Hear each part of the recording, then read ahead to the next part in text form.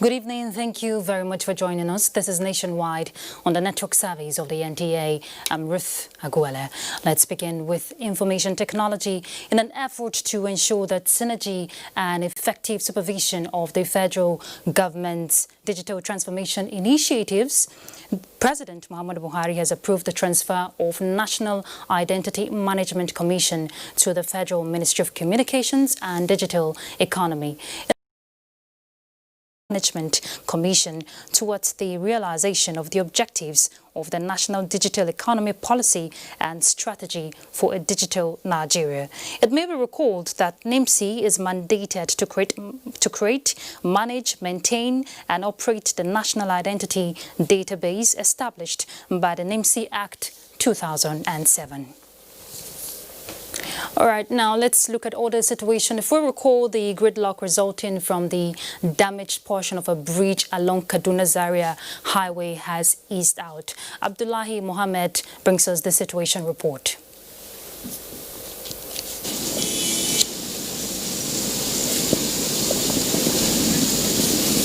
Okay, we have Abdullahi already standing by live. We wanted to play you a report earlier by him, but let's take him live now. Abdullahi, if you can hear me loud and clear, what's the latest update at the junction you are right now?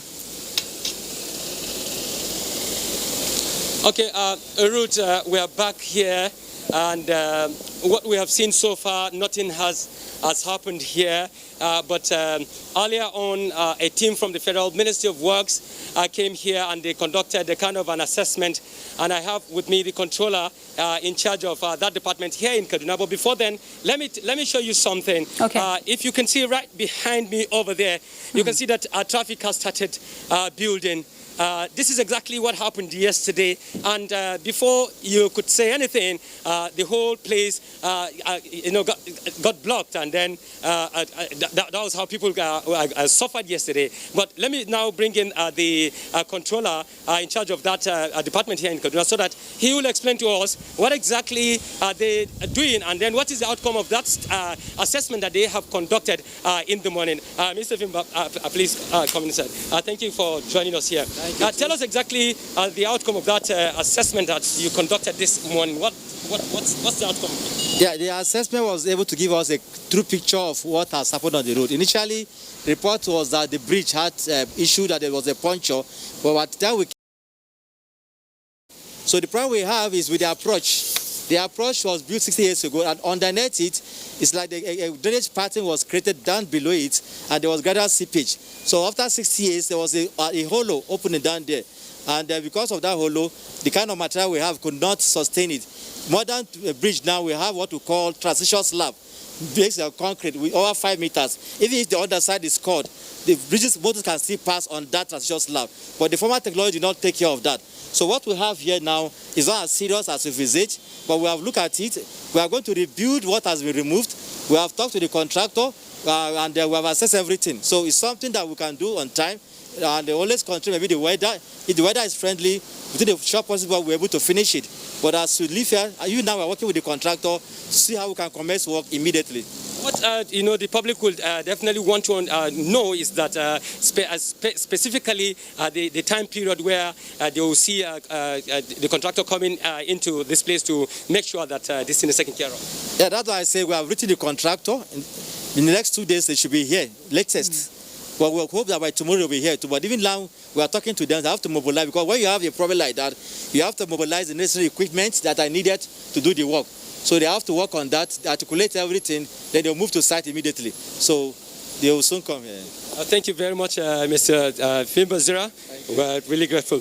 And that's exactly what we have heard from the controller. He said in the next couple of days, the contractors will come in here and make sure that they take care of this. But again, if you take a look at the other lane where the vehicles are applying right now, you can see that the officials, personnel of the Federal Road Safety Code there are managing the traffic, and then we hope that the motorists would adhere, and then will not have the kind of chaotic situation that we have seen yesterday. Aguele, Ruth. Okay, Abdullahi, thank you very much for that update there. But I'd like to quickly note something from what you just showed us and what we can see from the screen. Yes, it's a good thing that it's been barricaded, talking about that portion of the damaged bridge there. But for passerbys, I could see someone just pass by earlier. You know, that's really dangerous, especially for night. What's your take on that? Should there be more barricade, do you think? Of course, it is really dangerous, but if you can also look at what is happening or what is behind me there, you will see that there's this red tape that the officials of the Federal Ministry of Works and with the contractors came and they put indicating that it is dangerous for any individual to come over here and then pass through this place. But unfortunately, you know our people, and the fact that people don't respect the laws. But actually, if you look at it, you see that there are indications that this is a dangerous place, that nobody should be allowed to pass here, but people, you know, hardly adhere. All right, thank you very much, Abdullahi. We'll definitely keep in touch with you for more update on that. Thank you.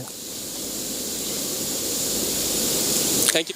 All right, that was our correspondent today, Abdullahi Mohammed. Let's look at more on infrastructure by the federal government, but on a positive note, as people of Southeast geopolitical zone are expressing delight with the effort by the President Muhammadu Buhari's administration for keeping faith with its promise of upgrading facilities at the Akanu Ibiam International Airport in Enugu to match global best practices. Speakers at the reopening of the airport believe that this and other federal government projects in the zone speak volume of the administration's commitment to infrastructural development across the country. Let's hear more from Susan Eze. With the runway extended up to 3 kilometers, airfield lighting and other auxiliary facilities all upgraded to standard, this ceremony marks a new dawn at the Akanu Ibiam International Airport, Enugu. Governors of the Southeast Zone are grateful to President Muhammadu Buhari for demonstrating strong commitment to infrastructure development, which the Southeast Zone is a beneficiary. With the Akanu Ibiam Airport, the second Niger Bridge, the Enugu-Onitsha Expressway, and other projects standing out as shining examples. Thank you, Mr. President. The second Niger Bridge is moving on very well, and it's a product of dialogue and persuasion. That testimony of determination to rebuild the nation through the provision of critical infrastructure to stimulate economic growth and development of the Nigerian nation. Other stakeholders, including the former Deputy Senate President, Senator Ike Ekweremadu, and the President General Ohaneze Ndigbo, Chief Nnianwodo, also lauded the project, hoping that the terminal and cargo wings of the airport will also enjoy such speedy completion. Appreciative of the unwavering support of the Enugu State government in the course of the project, Minister of Aviation said, with the project done and dusted, attention will now be shifted to speedy completion of the cargo and international terminal buildings. May I urge the governments and people in this region to increase their commitment by using this airport to the fullest. Governors of the Southeast Zone, traditional rulers, political leaders, and other stakeholders all graced the historic event. In Enugu, Susan Eze, NTA News. A tripartite executive, legislative and leadership of the APC Consultative Committee has been inaugurated in a deliberate attempt at enhancing democracy and good governance in the country. President Muhammadu Buhari, who performed the ceremony, promised to lead and find solutions as he places great faith in the committee towards improving service delivery to Nigerians. Let's get more details from State House correspondent Adam Musambo. The Tripartite Consultative Committee is aimed at creating the desired synergy amongst the executive, legislature, and the governing party towards delivering effectively the administration's core promises of securing the country, enhancing the economy, and fighting corruption. for sustainable national growth and development. The Tripartite Consultative Committee will build a greater collaboration to deliver on the promises, position our party, which has been rejuvenated, enhance legislative processes, and enable government perform better. Inaugurating the committee, President Muhammadu Buhari said with the governing APC commanding a clear majority in both the Senate and House of Representatives, taking Nigeria to the next level is a task that must be done. This, he however said, can only be achieved through effective coordination, collaboration, cooperation and communication between the leadership of the various arms of government and the governing party. We must admit to ourselves that our party has been too often embroiled in bitter and on occasions totally unnecessary squabbles, costing us seats in legislative and gubernatorial elections. These never should have happened. We are here to make sure such occurrences do not happen again. We must now ensure regular consultations between the party and the governments. Expressing firm belief in the doctrine of separation of powers, which he described as fundamental to the nation's constitutional democracy, the president, however, said the practice should be a harmonious checks and balances, devoid of petty rivalry. As one government, we must further align ourselves and be alive to our electoral promises. We need to nurture our party, which is a platform that will take us and our country forward. I am placing great faith in this consultative committee to help improve our governance and achievements to the people of Nigeria. Your success will directly enhance the success of this administration and greatly improve the conditions of our people. Senate President Ahmed Lawan, Speaker Femi Bajabiamila, and the Chairman, APC Caretaker and Extraordinary Convention Planning Committee, Governor Mai Mala Buni of Yobe State, were unanimous that with the Tripartite Consultative Committee, Nigeria and Nigerians will witness much difference in governance and service delivery. It is incumbent upon us, as an administration and as a party, to ensure that we meet the expectations and aspirations of Nigerians. This is not in any way to compromise the independence of the legislature. If anything, is to strengthen the legislature. What this is about is that we don't allow the approach of 2023 to affect governance. And how do you not allow 2023 to affect your policies? By bringing your men together. That's what a responsible party will do, and that's exactly what Mr. President has done today. The party is very happy with this development, with this tripartite arrangement to deliver on our promises. It is in the best interest of Nigerians and the party.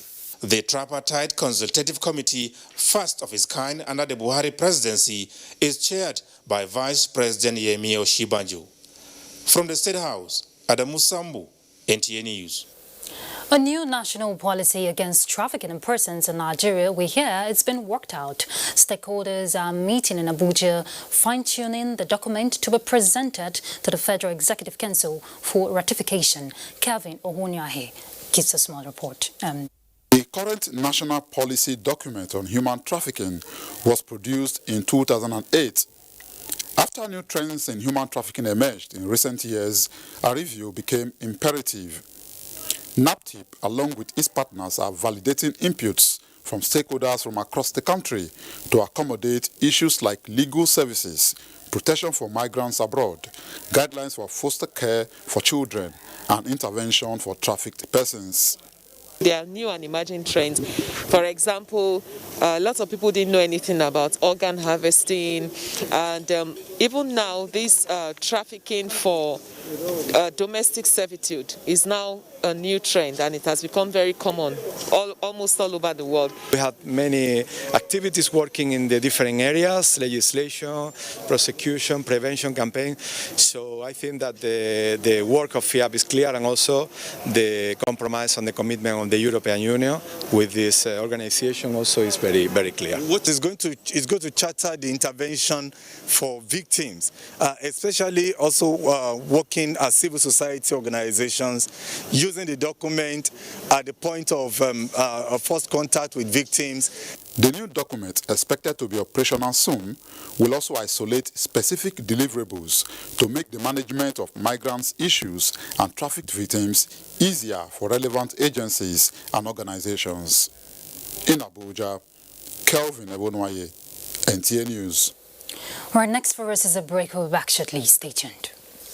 TV College Jos, an affiliate of Ahmadu Bello University Zaria, is currently admitting students for its ordinary diploma programs in television journalism, television production, and television engineering. Interested candidates are advised to obtain relevant information concerning eligibility at our website at www.ntatvc.edu.ng or marketing department of any NTA station nationwide. For further information, contact Assistant Director, Marketing, NTA TV College Jos on 0803-314-4383 or the Academic Office of the College on 0806-980-9807. Announcer, Registrar. A new edition of TV Guide is out, featuring great personalities from all walks of life. Expository interview with a young TV presenter who shows passion on what she does, Morayo Afolabi Brown of TVC. Pick a copy of this compendium of mind-blowing stories and get abreast with issues as regards media convergence, leadership, health, star profiles, star programs, fashion, sports, human angle stories, and lots more. Meet some media professionals within our space who have paid their dues in no small ways. TV Guide, very incisive, very educative, and compelling. Grab a copy at the vendor near you or NTA stations nationwide. TV Guide, your indispensable companion.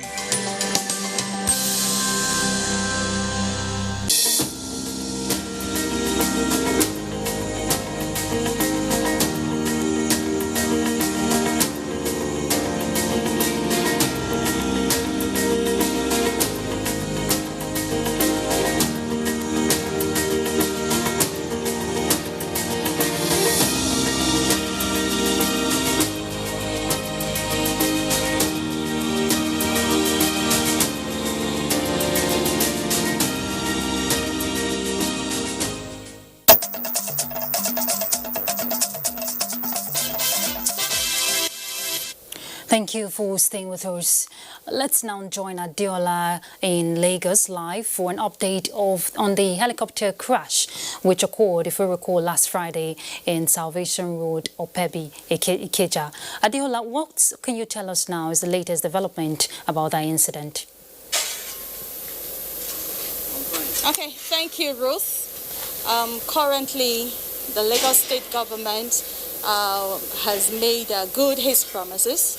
The governor had an on-the-spot assessment of the accident crash on Saturday, and he promised that the repairs will be done.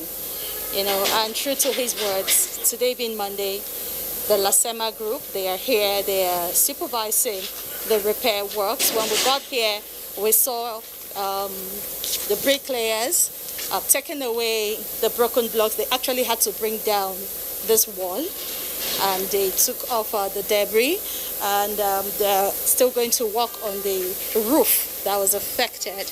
And I understand that more material testing will be carried out on this site. They're still going to do more integrity tests to know if adjoining buildings close to this site were affected during the crash. But right now I have with me engineer Olatunde Akinsoya.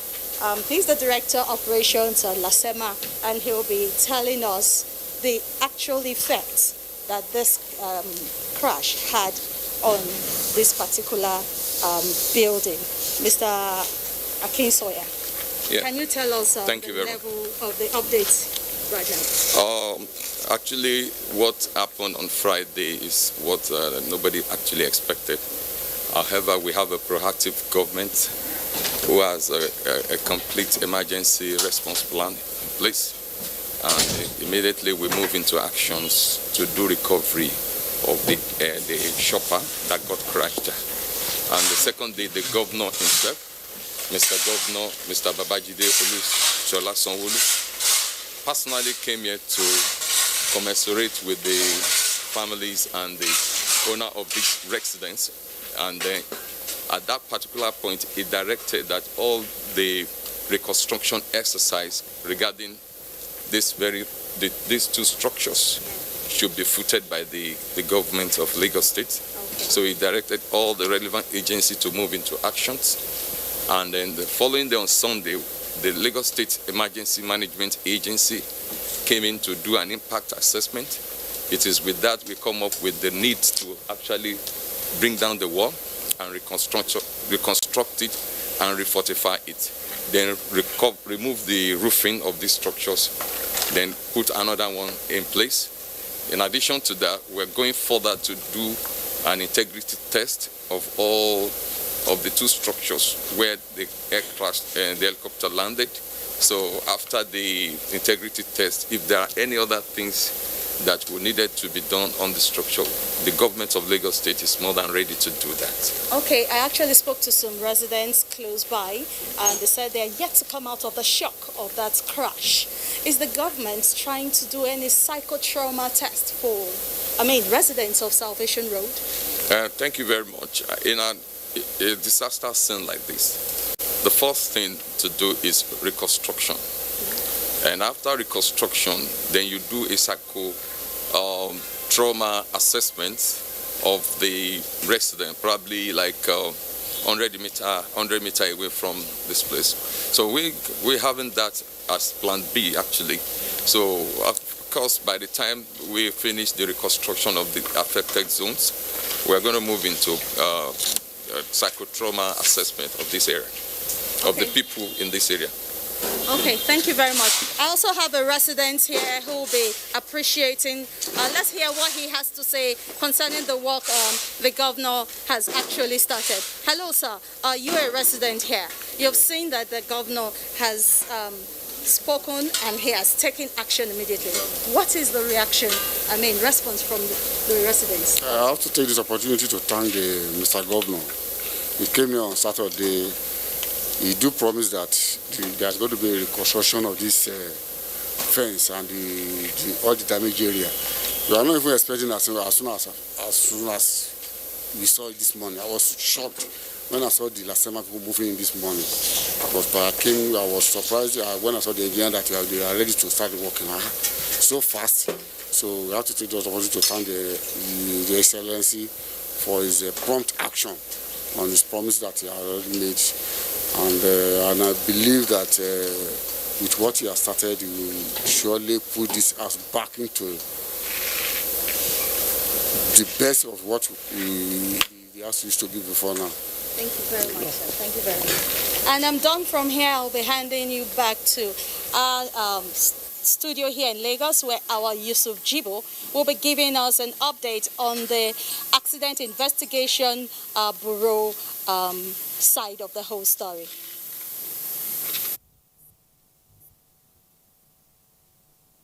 Thank you, Adiola. Our Manager Public Affairs Accident Investigation Bureau, AIB, Tunji Oketumbi. You're welcome to our studios. Thank you for having me. Yes. So can you give us an update into the helicopter crash that occurred on Friday? Thank you very much.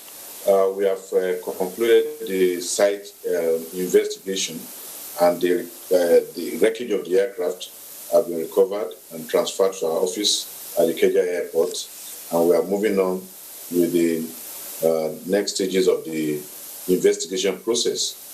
We have obtained records from the airline, and then from the NCA, we are going to be looking at records obtained from NCA, the airline, and possibly tape of conversation with the control tower. And all these will form part of the evidence. We're going to be looking at the maintenance history of the aircraft to know about the airworthiness and the state of that aircraft before it crashed. We're also going to be looking at the records of the crew to know their competence and their currency. Beyond that, we also try to look at the last stages of that flight before the crash. So there are still quite a lot of things for us to do, actually. But we hope that we'll be able to complete that one on time. However, like I said, that the wreckage has already been transferred to the office. It may also involve checking down the engine, looking at the other components of the aircraft to determine the circumstances that led to that crash. So those are the things that, in summary, like I say, that we are looking at right now. Okay. So when you think we would be expecting the results of the preliminary report? I think in a matter of weeks, we should be able to have a preliminary report. Preliminary report is actually factual information, maybe little information to what you already know about about the flight, where it was coming from, where it was going, around the time it happened, and all those things. So they are factual information, and I believe that they will be put in the public domain very soon. Okay. Now, just for clarification, the issue of the black box, do helicopters actually come with the black box or they don't?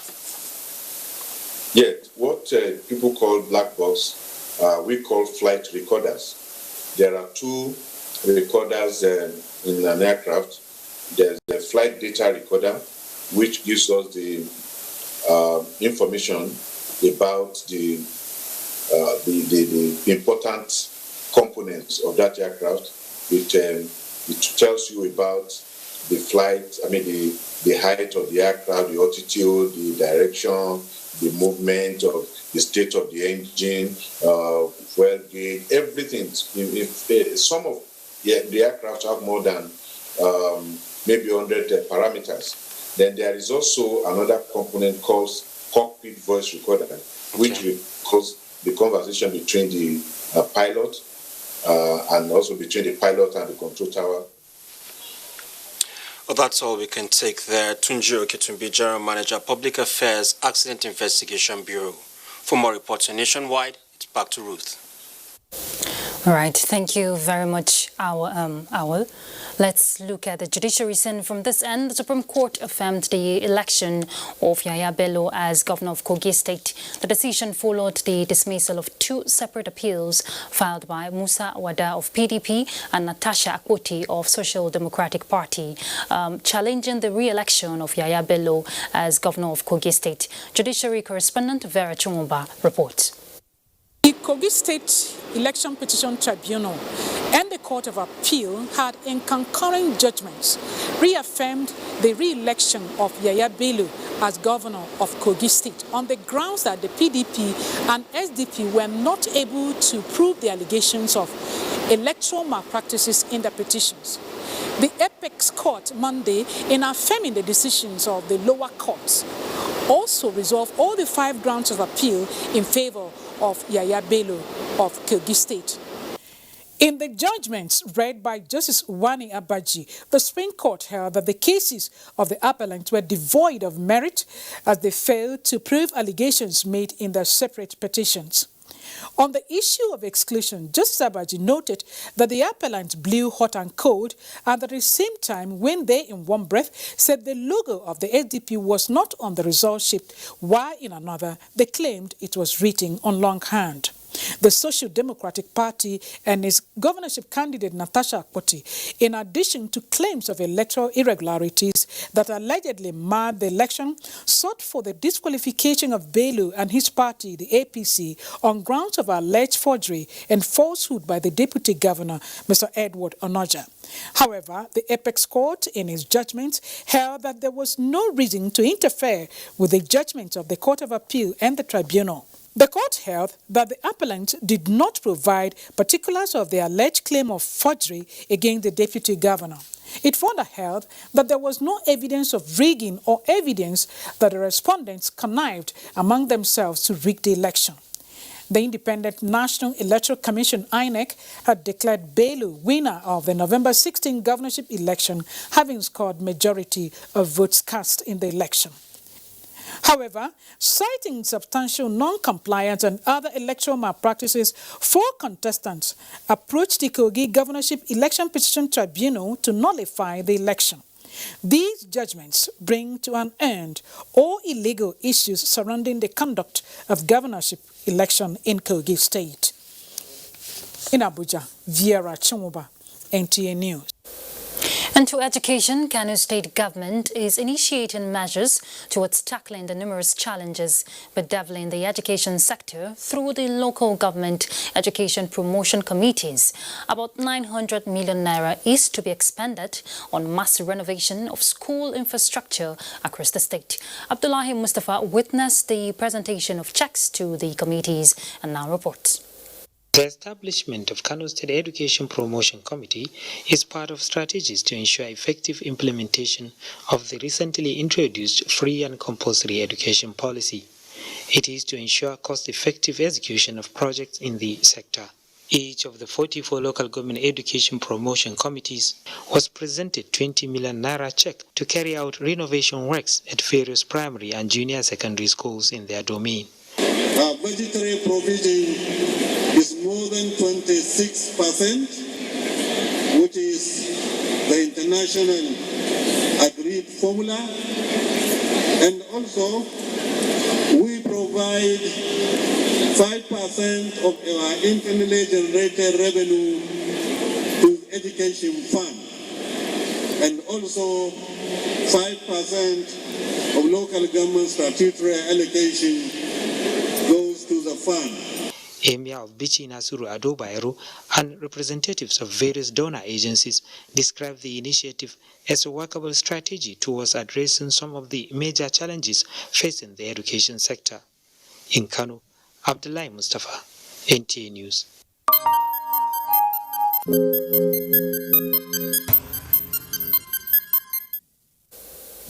Right, let's bring you the latest update on COVID-19. Lagos State Commissioner for Health, Professor Akin Abayomi, has tested negative to COVID-19. The State Commissioner for Information and Strategy, Benga Omotosho, confirmed his negative status in press statement. He said Professor Abayomi did another COVID-19 PCR test, which returned negative Sunday evening. According to the statement, the Health Commissioner will gradually return to his full duties as he remains resolute to deliver his mandate to ensure a coronavirus-free state. Nigeria has recorded its lowest daily COVID-19 caseload in 4 months as the Nigeria Center for Disease Control confirmed 138 new cases on 30th of August 2020. So far, a total of 53,865 cases have been confirmed in the country, with 41,513 cases discharged, indicating a recovery rate of 77% of total infections and a death toll of 1,113 in 36 states and the Federal Capital Territory. The 138 new cases are reported from 14 states, with Plateau having 55, 15 in Lagos, Ebonyi and Oyo have 11 cases each, 8 in Abia, while Anambra, FCT and Rivers recorded 7 cases each. Kaduna has 6, 5 in Ondo, 3 in Kwara, while Bauchi, Benue and Edo recorded 1 case each. On the state's case chart, Lagos maintains the highest with 18,119 cases, followed by FCT with 5,156 cases, while Oyo is third with 3,118 cases.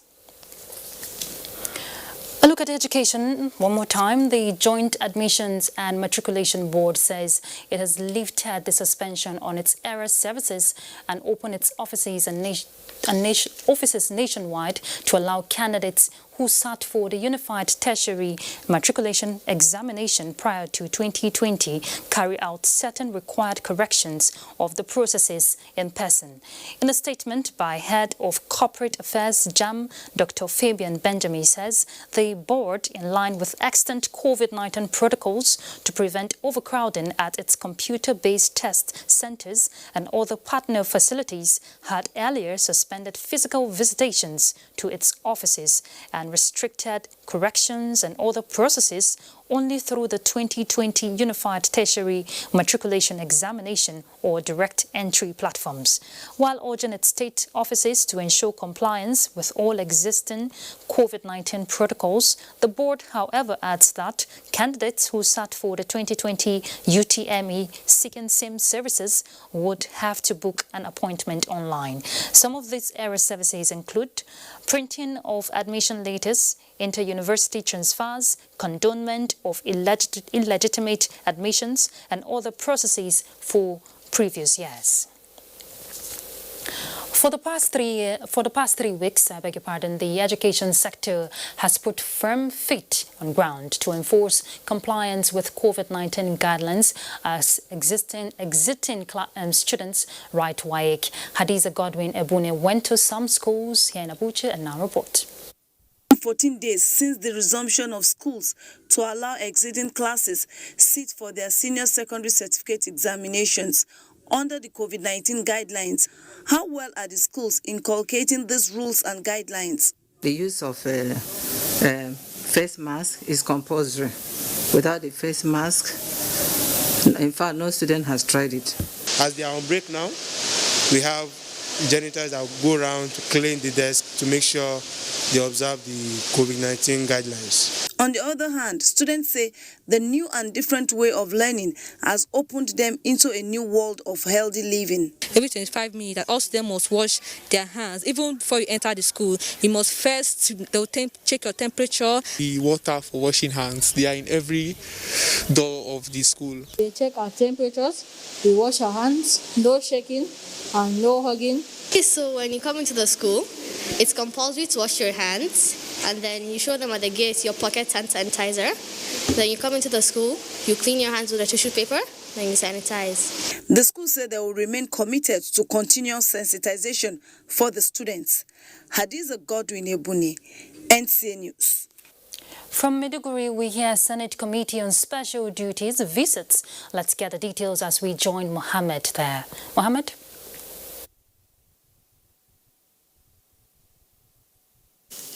Many thanks, Ruth, and welcome to Maiduguri. Borno State government says measures put in place will curb youth restiveness as local government elections draw closer. Governor Babagana Umara stated this while briefing newsmen at the end of his visit to Biu in southern part of the state. Mohammed Goni reports. Whenever election draws nearer, youth involve themselves in unruly behavior, including violence and gangsterism. Governor Babagana Umara had, while interacting with stakeholders, including youth, charged them to be guided by the laid-down principle. We want youth to be engaged in technical and vocational education, and we can empower them. By empowering them, I think we can reduce the incessant effect of youth restiveness in this state. Meanwhile, Professor Babagana Umara has performed a groundbreaking ceremony for construction of a 50-classroom mega school in Biu town. The governor informed the gathering that his administration will construct an Islamic college in all the 27 local government areas across the state. Education Commissioner Bello Ayuba said the work will be completed in 6 months. While in Biu, Governor Babagana Umara inspected ongoing construction of 2.9-kilometer township road and drainages, as well as a community Juma mosque under construction, with a pledge to complete the project.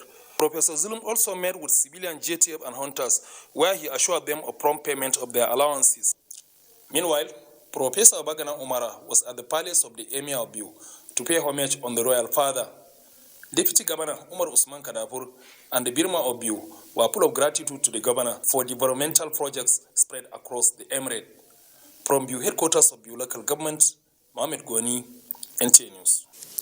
Senate Committee on Special Duties overseeing Northeast Development Commission, National Emergency Management Agency, and other humanitarian and development organizations has restated commitment to plans to ensure all-round development of the Northeast region following enough humanitarian support to the affected populations in the last 1 year. Chairman of the committee, Senator Yusuf Abubakar Yusuf, made this known during the committee's oversight visit to Borno State. Jedwa John Justine reports. The visit by the Senate Committee on Special Duties to the agencies and IDP camps is to assess the level of work executed by the NEDC in its 1 year of existence under the Federal Ministry of Humanitarian Affairs, Disaster Management and Social Development. While noting the importance of socio-economic and infrastructural development of the region, Chairman of the committee, Senator Yusuf Abubakar Yusuf, revealed that the Commission, in its 9-year span, will focus on agriculture, education, power and security for the masses. The committee, who were also at the palace of the Shehu of Borno, Abubakar Ibn Umar Garba El-Kanami, sought his royal blessings, commiserated with him over his cabinet who died during the insurgency, and assured to intensify efforts in the fight against the Boko Haram insurgency. All working tirelessly, working very, very hard to make sure that the fight of these our children, of these our women, of these our elders that are in each and every camp are being looked into. The committee also organized a stakeholders meeting to assess the level of interventions given to the over 7.8 million people in need across the state by NEMA, SEMA and donor agencies, among others. As part of its oversight visit, the committee was at Ngom community in Mafa local government, where the Northeast Development Commission is constructing 1,000 houses out of the 10,000 proposed for the settlement of IDPs across local governments of the state. While at Muna Stadium and Teachers Village IDPs camp, the committee instructed the NEDC and NEMA to assess the IDPs camp and host communities for distribution of items in their various warehouses and assured of the federal government's readiness to supply more when the need arises. The committee also granted audience to management of the University of Maiduguri and the teaching hospital, taking note of the need for more support to the center, and visited permanent site of the NEDC in Maiduguri. Jedwa John Jessini, NTA News. Nationwide returns to Ruth in Abuja. Good afternoon. Thank you very much, Mohammed. The 51-bedded Asokoro COVID-19 Isolation Treatment Center in Abuja has been closed down and handed over for commencement of normal clinical services. Hakima Taliu, who brings us a situation report from the hospital, also had an interaction with the Acting Secretary, FCT Health and Human Services Secretariat, Dr. Mohammed Kawu, who noted that the step became necessary as some isolation centers in Abuja now have less than 20% of its capacity. That is, those infected in the whole country has been going down, and so also in FCT.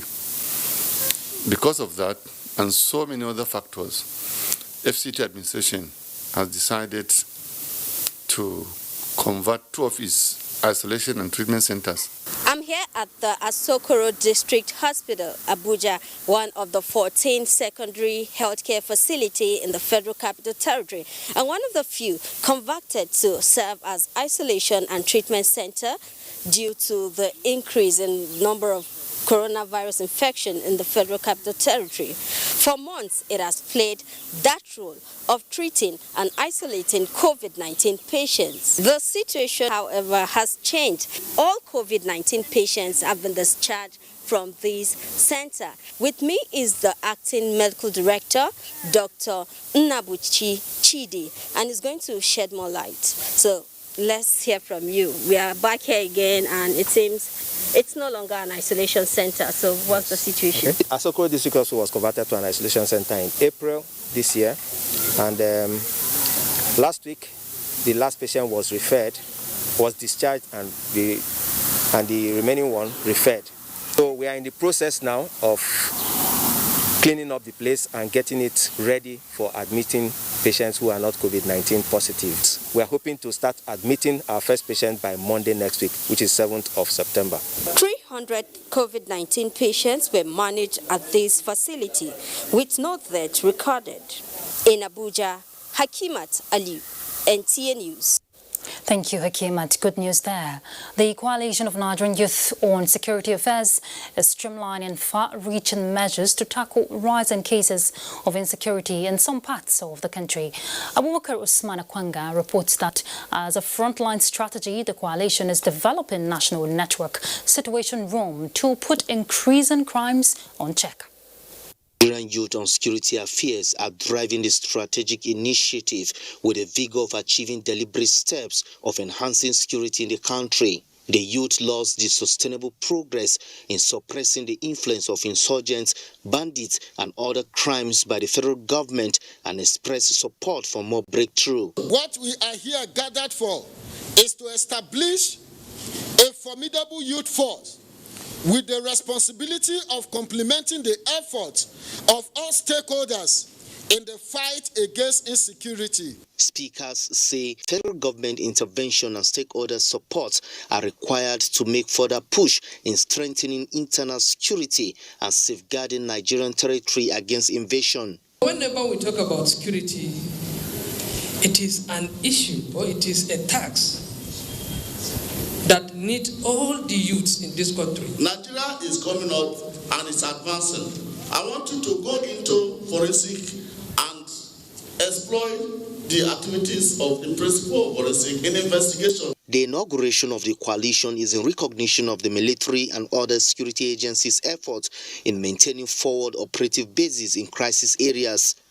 In Abuja, Abubakar Usman Akwanga, NTA News.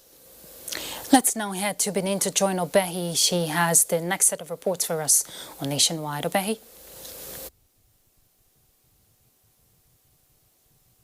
Ruth, thanks for joining us in Benin. Edo governorship election is barely 3 weeks away, and the candidates are still in the process of wooing the people in the grassroots. Here is a compilation of the recent campaign activities of the APC and the PDP. The word-to-word campaigns began with the APC candidate, Pastor Ize Yamu, his running mate, Malam Gani Audu, the former national chairman of the APC, and other party chieftains, paying homage to the traditional leaders in the area. Then the APC campaign train moved to meet with the people of Wards 1 and 4 in Wepa, as well as the people of Wards 2 and 3 in Iyukwe. The people of Wepa itemized the challenges facing the communities and expectations from the APC candidate. Nothing they move, no road, no school. Pastor Ize Yamu, while giving impetus to the Simple Agenda Manifesto, promised to meet the yearnings of the people if they vote wisely for the APC. By the grace of God, when we come in, we are going to see the difference.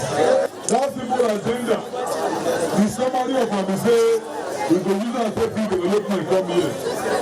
We are going to see big roads. We are hospital, we will make our relief functional. We are school, we will get teachers.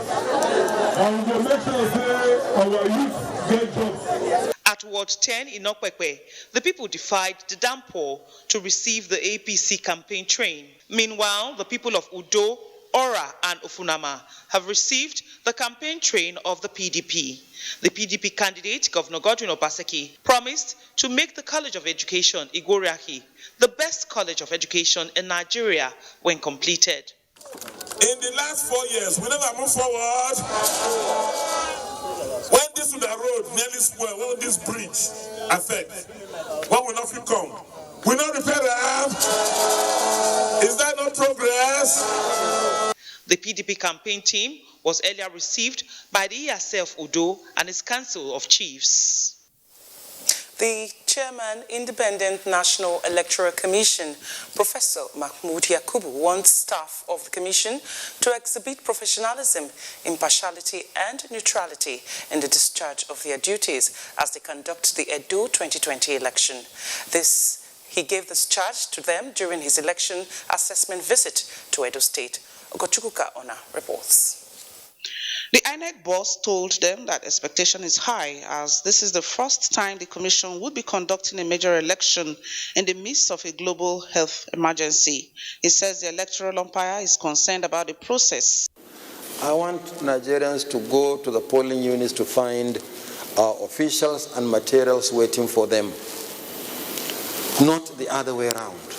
The resident electoral commissioner, Alalibo Sinikem, had noted that card readers for the election are being configured, voters' register being printed, and accreditation of media personnel, among other activities.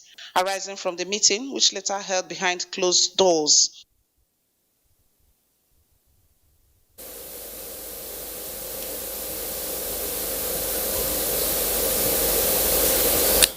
All right, that's the much we can take on Nationwide today. Thank you very much for your company. But do stay tuned with NTA because the Presidential Task Force on COVID-19 just got started. Airspace for flights. The Presidential Task Force has also observed that from the point the global numbers entered the 28 million, growth in cases has been on the average of 1 million cases every 4 to 5 days. Every 4 to 5 days. Every 4 to 5 days. Every 4 to 5 days. Every 4 to 5 days. Doing that. For us in Nigeria, the last 3 weeks have shown a slowdown in the number of confirmed cases. Indeed, in the last 4 months of testing, the lowest daily figure of confirmed cases, 138, was reported on the 30th August 2020. The PTF still urges caution and vigilance on the declining numbers because the virus is still potent and very dangerous. This position is informed by the fact, in spite of our enhanced testing capacity, the number of samples collected for testing have not been very encouraging. While we intensify our targeted testing synergy and strategy, we still urge the states to expand the scope of their sample collection.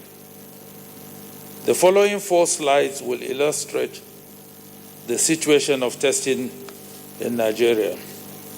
If you look at the slides that we have there, which Mrs. Ilorin would elaborate much more, you can see that in the month of April, our collections were just below 2,000 or so.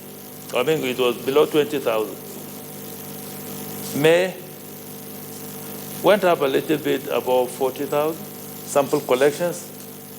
Look at the rates of confirmed cases, the one in orange. In June, it went higher. In August, it got up to 140,000 plus, with correspondingly the confirmed of cases also high. But look at the drop in the month of August. So when we go to the month of August, with expanded collection sites, we were collecting less samples than even when we did not have as many collection sites as we had or we have in the month of August.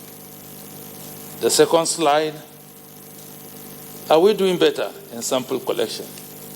Obviously, from these projections, you know that we are not doing better. States with a decrease in sample collection in the month of July were just 7. In the month of August, by the 25th of August, the number of states had risen to 32. And in all parameters, you can see the decline. I will leave the technical aspect of it to Ms. Lori to give you more specific insight into what is happening. The third slide, are states doing better in sample collections? The biggest increases in the month of July are there. The biggest decreases are there. She would explain and give you further details with whether we are doing better with sample collections. And the last of the slides is where are the states tested? You will see specifically the locations where the states are tested. And you notice that there has been a very sharp decline in testings and the locations of the testings as you compare July and the month of August.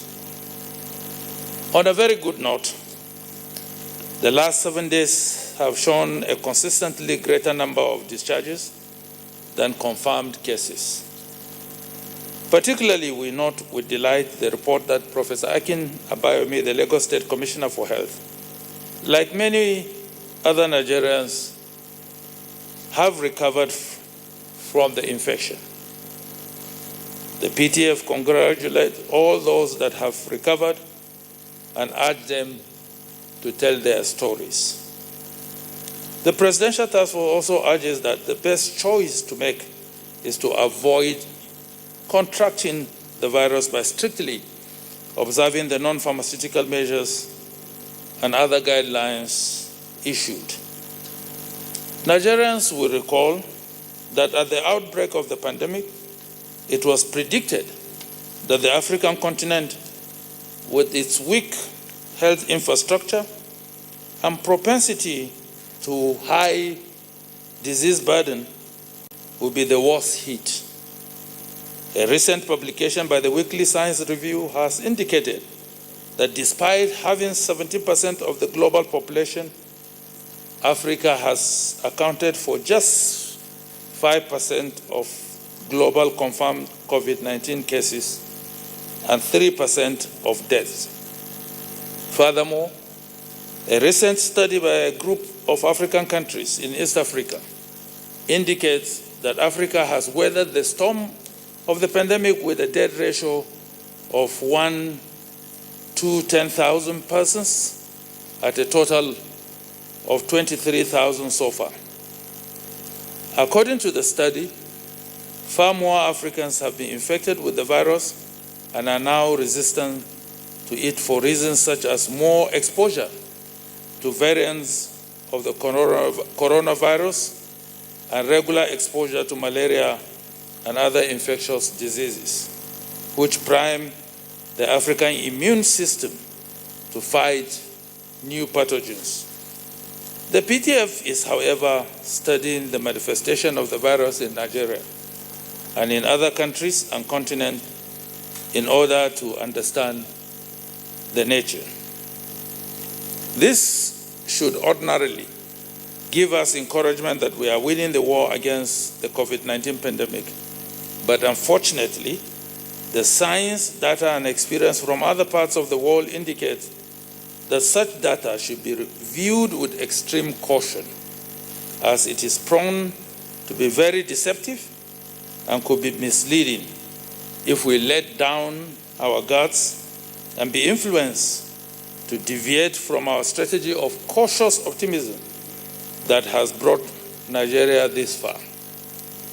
Equally important for us in Nigeria is that we are seeing a gradual shift in areas of high infection burden, with Plateau State reporting the highest number of confirmed cases.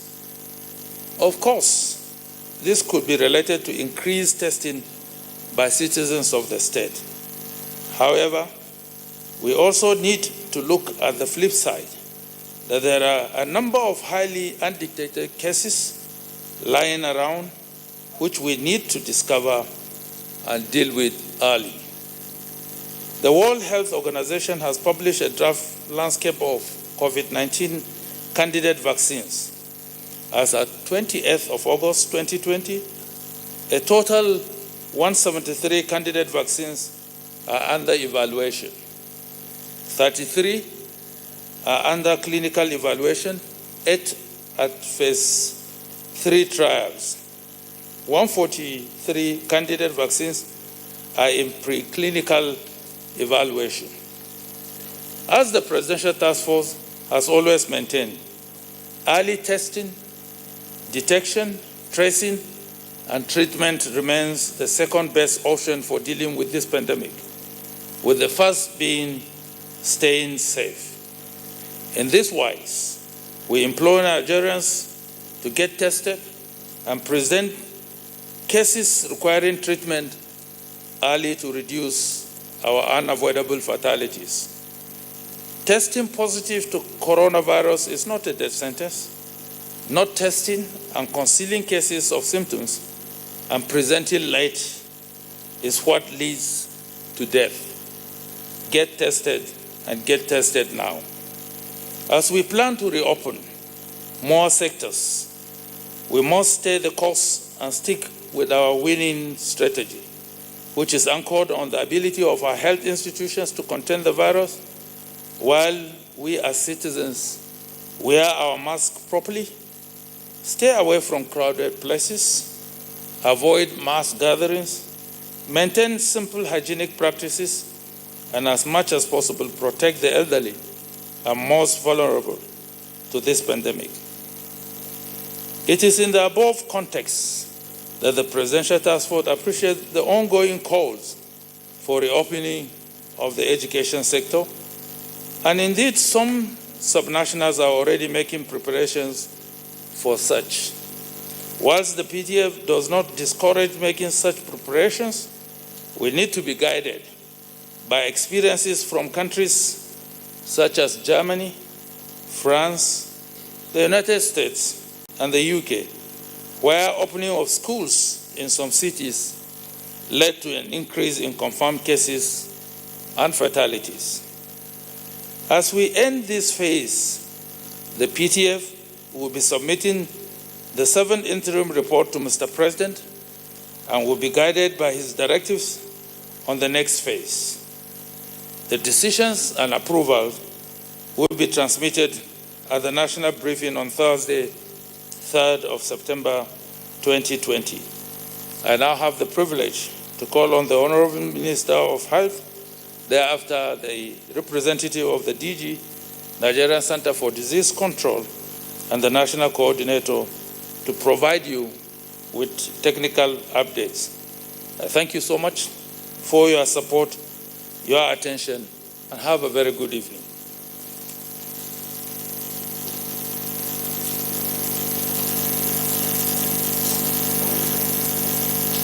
Good afternoon. The Chair of the Presidential Task Force on COVID-19 Response, Honorable Ministers, the National Coordinator, Permanent Secretaries, ladies and gentlemen of the press.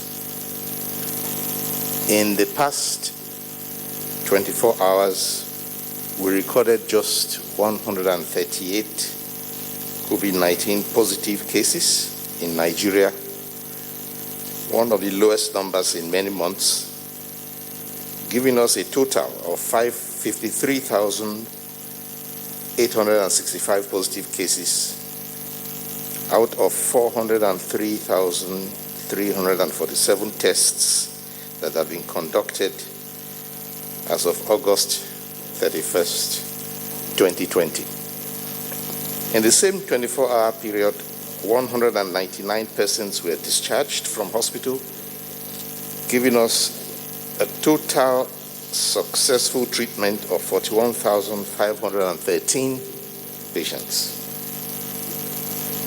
We are beginning to see a situation where the number of those treated and discharged exceeds the number of positive cases detected. And while these figures may seem reassuring, they may be deceptive, and we cannot assume that the curve is flattening, since we are yet to perfect due diligence on our side. Testing has, for example, dropped quite significantly due to reduced sample collection across many states for reasons that are not clear in all cases. One state, for example, tested over 35,000 in July and less than 20,000 in August, while another dropped from 23,000 in July to about 4,000 in August. These are just examples that show that there may be more work to do and many more challenges ahead. Among the challenges will be the reason for us to worry about states where elections are contemplated, and campaign activities have led to a lot of frenzy and movement that create the risk of infection, while testing in these areas may decrease due to distraction. I shall commission a study group of the Ministerial Expert Advisory Committee to begin processes to examine all these developments and to bring up new knowledge which can guide response or may have an implication on government decision-making and spending.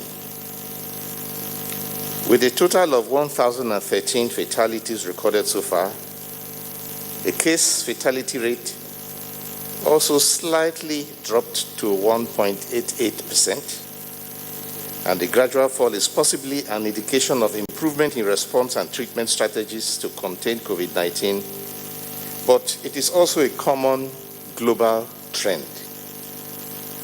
As long as we still record fatalities from this case, there is no room for complacency until we meet our goal to reduce fatality rate to less than 1%.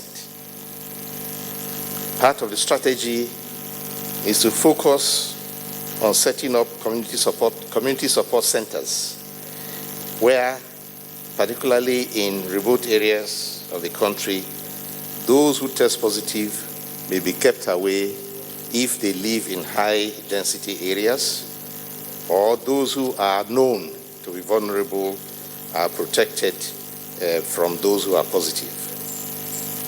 Our target is to test 2 million Nigerians for COVID-19, of which we have achieved barely a quarter, and to scale up to 4 million persons.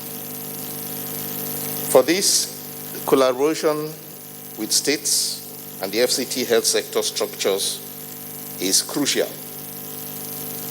We urge all states and all state organs not to relent in strengthening surveillance and setting up sample collection sites in all local government areas and even in all the wards of the hotspots local government areas.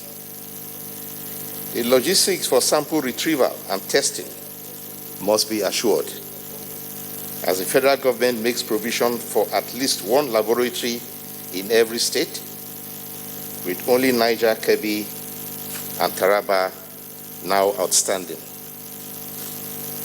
Most of the laboratories, however, are operating well below capacity because of poor sample collection. Plans have been concluded to set up and optimize laboratories in all states. As plans for Lagos and Abuja airports to reopen for commercial international flights become a reality, we must all raise our vigilance level. It is our collective interest and responsibility as citizens to guard against new cases entering the country, and in this regard, we must review our protocols to ensure early detection, isolation, and treatment of any positive case. While this protocol may cause inconvenience, like delays at the airport, it is a small price to pay for our safety and our health, and a small price to demand of travelers.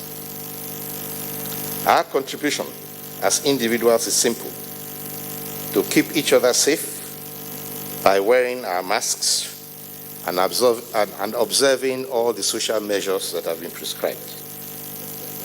As we strive to bring COVID-19 under control, we endeavor to keep our eyes on other diseases that contribute to mortality, especially women and children in Nigeria. We do not want a situation where avoidable fatalities from other causes begin to rival or even surpass fatalities from COVID-19. Malaria is one such example for which we continue to strengthen routine services in our primary health care facilities. This morning, we disseminated the report of the 2018 malaria therapeutic efficacy studies for 3 artemisinin-based combination therapies which were tested in Enugu, Kano, and Plateau states. These studies are conducted at intervals to detect drug resistance to malaria parasite early enough to have treatment that works. The findings from this study have shown that the 3 ACTs, artemisinin combination therapies, shown them to be efficacious against uncomplicated malaria, though there have been reports of malaria parasite resistance to artemisinin in some countries in Asia. No resistance was observed in studies done here in Nigeria. Nevertheless, it is wise to test all fever cases and be sure it is malaria, and to treat only those confirmed cases with this medication.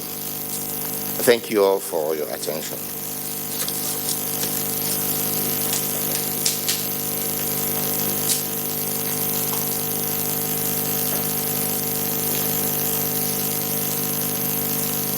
Chairman, sir, honorable ministers, ladies and gentlemen, I'll just quickly explain the slides that was shown by the chairman so that we can understand some areas. For the first slide, I think that the chairman already explained what we have there, the number of samples that we have collected over the months, and we can appreciate what is happening. That August, we're having a very low number of samples collected. For the next slide, I think that's where I would really want. Now, for this, we have states with decreased samples collected. That is, we have 7 states in July, and unfortunately in August, it increased to 32. We can appreciate that number, that the number of states that are now collecting less samples have increased to 32 in August. And then in terms of the increase in samples, about 1,000 per state. In the month of July, we had 13 states that actually collected over 1,000 samples. Now for August, no state met that target. That means we had 0 states collecting over 1,000. And then in terms of the states with over 1,000 samples in the month of July, we have 23 that collected in July, while only 18 for the whole of July. And for the whole of August, only 18 reported. And then in terms of the LGA, in July we had 515 the LGAs that collected samples, and it decreased to 478. We can appreciate the decrease in August. Next. Now, this is showing us states with our biggest increase in July. They are listed there, and those ones with our biggest decrease. Now, let's go to August. Those with our biggest increase are Abia, Sokoto, Bayelsa, Zamfara, and Yobe. But the numbers are very not significant at all. You can see the numbers. The highest is 682, with a big increase, while the biggest decrease are Kano, Lagos, Oyo, Edo, and FCT. These are our biggest states that have been recording a high number in terms of confirmed cases and also the number of samples that are collected. So this, we can appreciate what is happening in the state, and that's what has the August sample collection has decreased drastically. Now, this is where this test being conducted, where being collected, the samples being collected. Now we have, in July, the number of states, that's Benue, Ebonyi, FCT, Lagos, and Plateau. All the states, all the local governments in those states had samples collected, and they were quite good, while only in Delta, Edo, and Ogun, only one LGA did not collect sample, as it is listed there. Now, in terms of those high LGAs that they did not collect sample, Kogi had 19, and the 19 is out of the 20 local governments in Kogi. Now we go to August. August shows us that Ebonyi, Imo, Lagos, and Sokoto, also all their LGAs, they collected samples, so none of them did not collect. And then we have Edo. But the part I want to bring out from here is that even though Lagos, we had the high number, all the LGAs collecting samples, but the number of samples collected was quite low. So that actually brought down the number of samples collected for August. And so they're listed there. And the numbers that have high, you can see Katsina, 24 of their local government. And then Kogi, actually no local government is collecting sample in Kogi State. So I think we can appreciate what is happening in the state and why we're having very low sample collection for the month of August. Now I'll quickly go to what I really want to discuss today.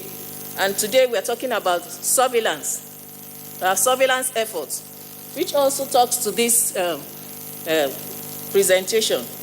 Because our priority since the beginning of the outbreak has been for us to be able to detect, trace, isolate cases of COVID so that we can prevent further spread of the virus. And for us to be able to do that, we should be able to collect samples, be able to detect, collect the samples, and isolate if they are confirmed.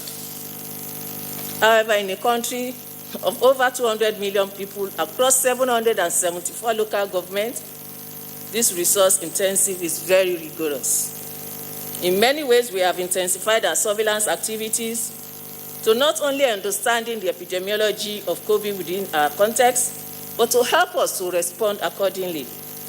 This also feeds into our guideline, which we have produced, and advisories which we have developed and sent to state.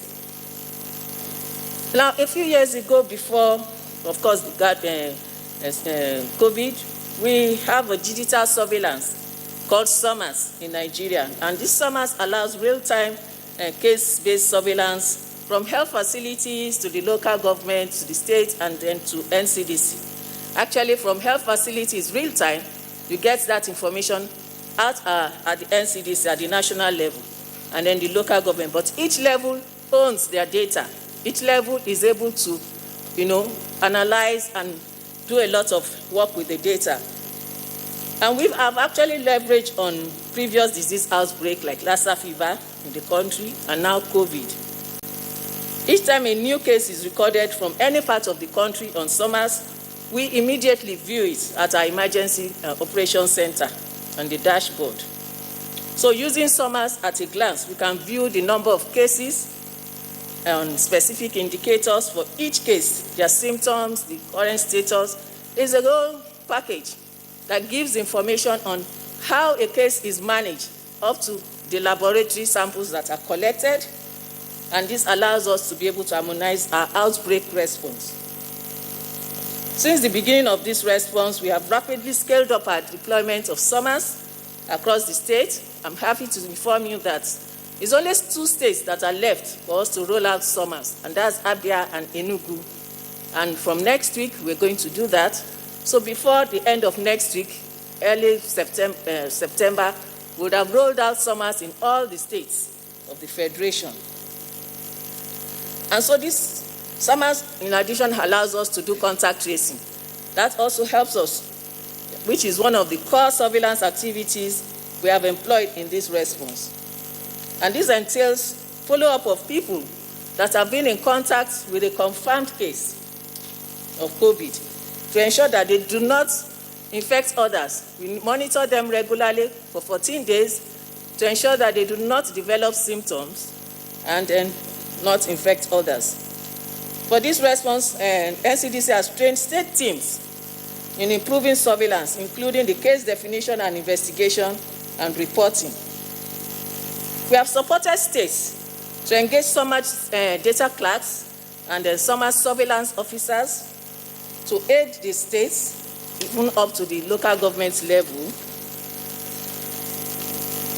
Of course, we are grateful for the support of the Africa CDC. for the engagement of 200 community health workers. That's to enhance our contact tracing activities. In addition, the NCDC has continued to develop and update existing guidelines as the knowledge of the disease evolves. Recently, we have published and shared with states strategies to improve surveillance for COVID, and this is accessible via the covid19.ncdc.gov.ng. This is a guiding document that helps states teams to be more strategic in the implementation of the activities to improve the overall response to COVID. To date, preventive measures have been recommended have been informed by the epidemiological data on COVID in Nigeria, as well as observable trends across the country. We continue to urge Nigerians to support states and the national effort to curb this disease, and this includes adhering to preventive measures such as the use of the face mask and getting tested if you are showing any signs of COVID, and spreading information only from official channels. Thank you.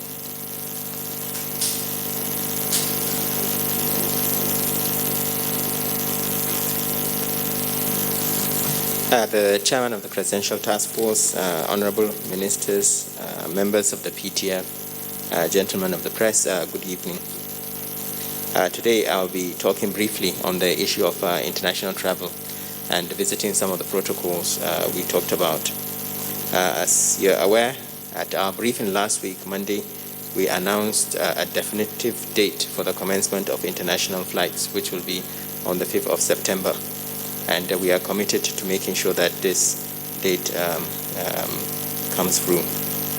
The PTF, meanwhile, has been working with various agencies to develop protocols that will safeguard the well-being of international travel and prevent the importation of new infections, as well as prevent the further spread of COVID-19. There's no doubt that we need to ensure that the reopening of our international airspace is done in a manner that will promote safety, security, and economic recovery of our nation. I would like to appeal to all international travelers to take the protocols that will come into place seriously by adhering to every one of them. We are also developing awareness materials which will be available on social media and also available on normal communication channels, including our websites and aviation websites, to help amplify the protocols so that everyone, but especially travelers, would know and internalize them and make themselves familiar with the content. So I'd like to reiterate a few elements of the protocol. This applies particularly to people who are outside the country and are planning to come to Nigeria. So pre-departure, we need three things. One, we need a negative COVID-19 PCR test. This needs to be done from a certified laboratory, an accredited laboratory within the country you are leaving. It should not be a fake result, because we will develop systems that will allow us to identify results that are fraudulent. And it needs to be done preferably as close as possible to the time of boarding. That is within 72 hours of departure. But we will still accept tests that are valid within 7 days, simply because of the difficulty logistically of making sure that everybody has a 72-hour window for the test in some countries. The second thing is you need to register on Nigeria International Travel Portal, which we are developing. We hope it will go live by the middle of this week. We are not activating it yet, but a lot of work has gone through it. So you register on the payment portal and you will pay to have a PCR test done in country at day 7 of arrival. And you will print out confirmation. There will be an email confirmation that will go to the passenger, and there will also be some sort of barcode that will help us identify those that have paid for the test. And then the third thing we will need is the health declaration form. This is the same health declaration form passengers used to fill when they arrive in Nigeria. We've realized that it's one of the main reasons why we have a lot of congestion at the airports, and we are changing this into an electronic format so that you can fill it as close as possible to the time of departure. You fill it in a very factual manner, very transparent, honest manner, answer the questions, and then submit. And this information will come to Port Health in Nigeria, and you can also print out a copy. So this will allow us to quickly clear passengers as they arrive. You will undergo thermal screening for temperature, and you will also be asked for any change in what you have entered into the health questionnaire on arrival. If there isn't, we will move on to immigration. You will pass through immigration. You will retain your passport and exit the airport. Just to make it clear, persons that have symptoms consistent with COVID will not be allowed onto the flight, even if your PCR test result is negative. As we know, it depends on the incubation period, and you can still develop symptoms after you have had a negative PCR test. On arrival in Nigeria, you will be expected to present your copy of a negative PCR result and a proof of repeat test payment in Nigeria. We will also have within the portal the facility to be able to upload your COVID-19 PCR test result and submitting it electronically. So on the system, you will have three things. You will have one, your health questionnaire that has been submitted electronically. Two, you will have evidence of payment for a COVID-19 PCR test.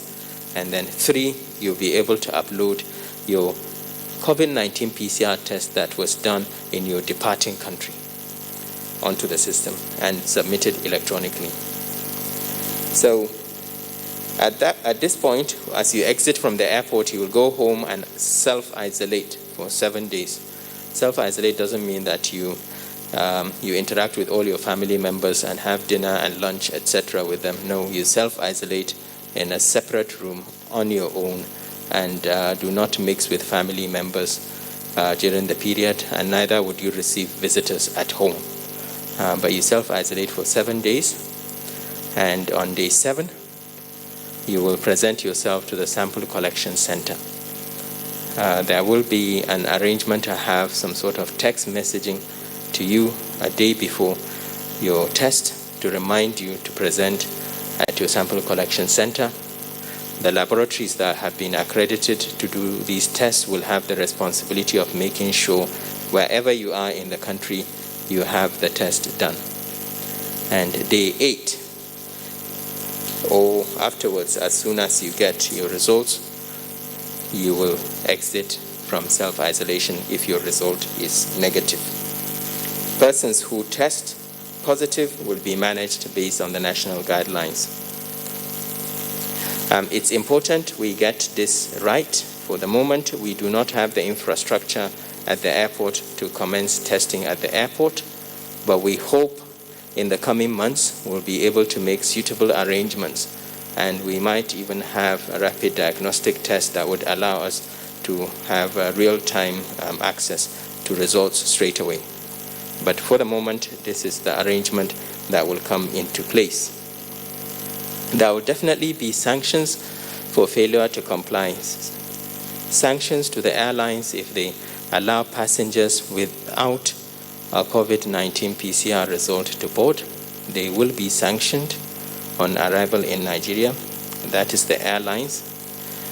For passengers that decline to do the test, at day 7, we'll still allow them after day 14 to have the test done, after which their details will be forwarded to Port Health, Immigration, and parts of the security services. And it's very likely we will put in place measures to enforce this by suspending travel for up to 6 months or denied foreign travel altogether. But beyond the sanctions, because as responsible citizens, we all would want our country to continue to be COVID-free once we get on top of the pandemic. So we expect the vast number of travelers will continue to comply with these simple, straightforward measures that we are putting for the benefit of our country and for the health of our citizens. There's no doubt COVID-19 is real. There's no doubt a lot of countries are now starting to experience what we would call a spike related to either relaxation of certain phases or difficulty in complying with these measures. But nevertheless, it's important that we continue to maintain the momentum so that our numbers will continue to decline and we'll be able to get back to normal once again. Thank you.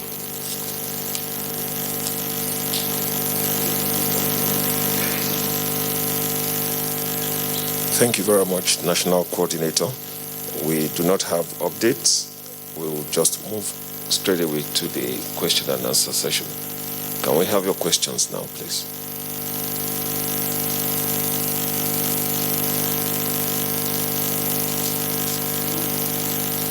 Good evening, ministers. My name is Friday Craigway. I'm a reporter with Channels TV. I'd like to direct my first set of questions to the chairman. The presentation, the slide presentation, suggests that the weakest link in the whole chain is the sample collection and testing. It's obvious. And so I would like to ask, since that is the responsibility of the states and many of them are really not living up to the expectation, is there anything that the PTF is actually doing to help the states enhance their sample collections and testing, perhaps giving them finances or other logistics? I'm asking this because just 3 weeks ago, the Forum of Commissioners of Health, they actually briefed, and one of the questions we asked them was, why is it that many states are not collecting enough samples, so the laboratories are redundant, so to say? And they said they lack funding, they lack the logistics to actually go into some of these communities to collect samples. So is there anything that the PTF is thinking to actually scale up sample collections in the states? Then the second question, I would like the Minister of Health to respond to it. Since we cannot interpret the low cases we are reporting now as flattening the curve, so to say, what particular figure are we actually looking at in terms of number of confirmed cases that we must get to before we can talk about flattening the curve? And then the Minister of State for Education, I would like you to respond to my third question. It has to do with the number of students who are in their exit classes exams. How many of them have tested positive so far? I'm asking this so that we'll know, because we're using it to test run whether it is safe or not to open the schools. So we want to know how many of them have tested positive since the resumption of those exit classes. Thank you.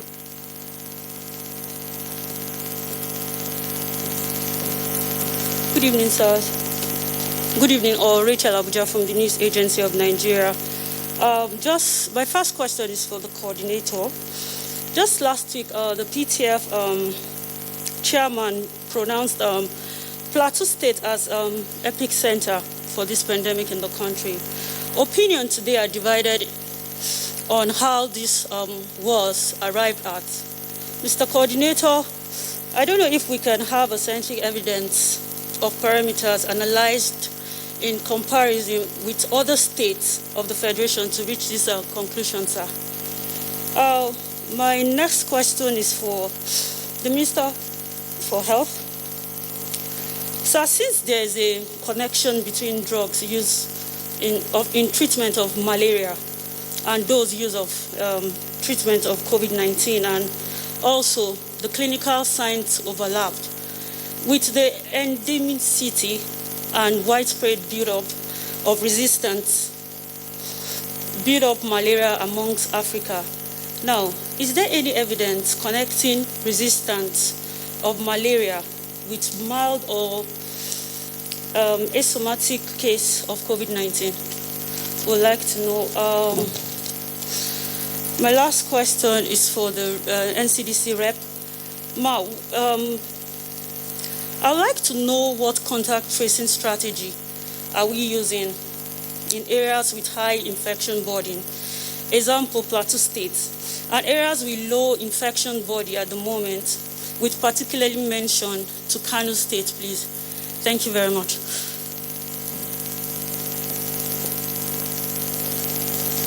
Good evening, the chairman and members of the Presidential Task Force.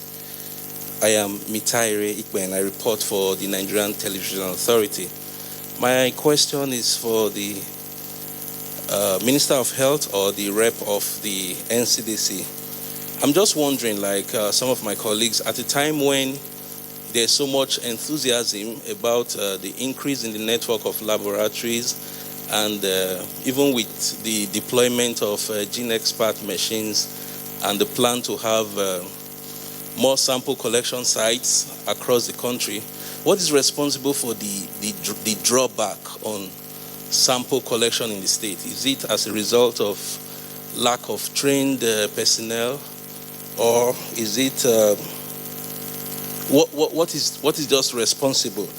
And I want to ask if this trend could lead to a second wave, because you've already expressed concern that the drawback on sample collection could be quite challenging. So could this precipitate or could this trigger a second wave? What other factors could trigger a second wave of the pandemic in Nigeria, and how can we guard against it? Thank you.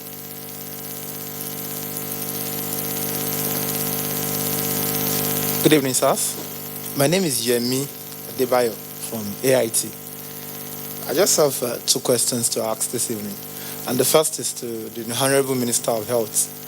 Sir, I can remember that on this forum I asked you that how often do you meet with representative of state governments?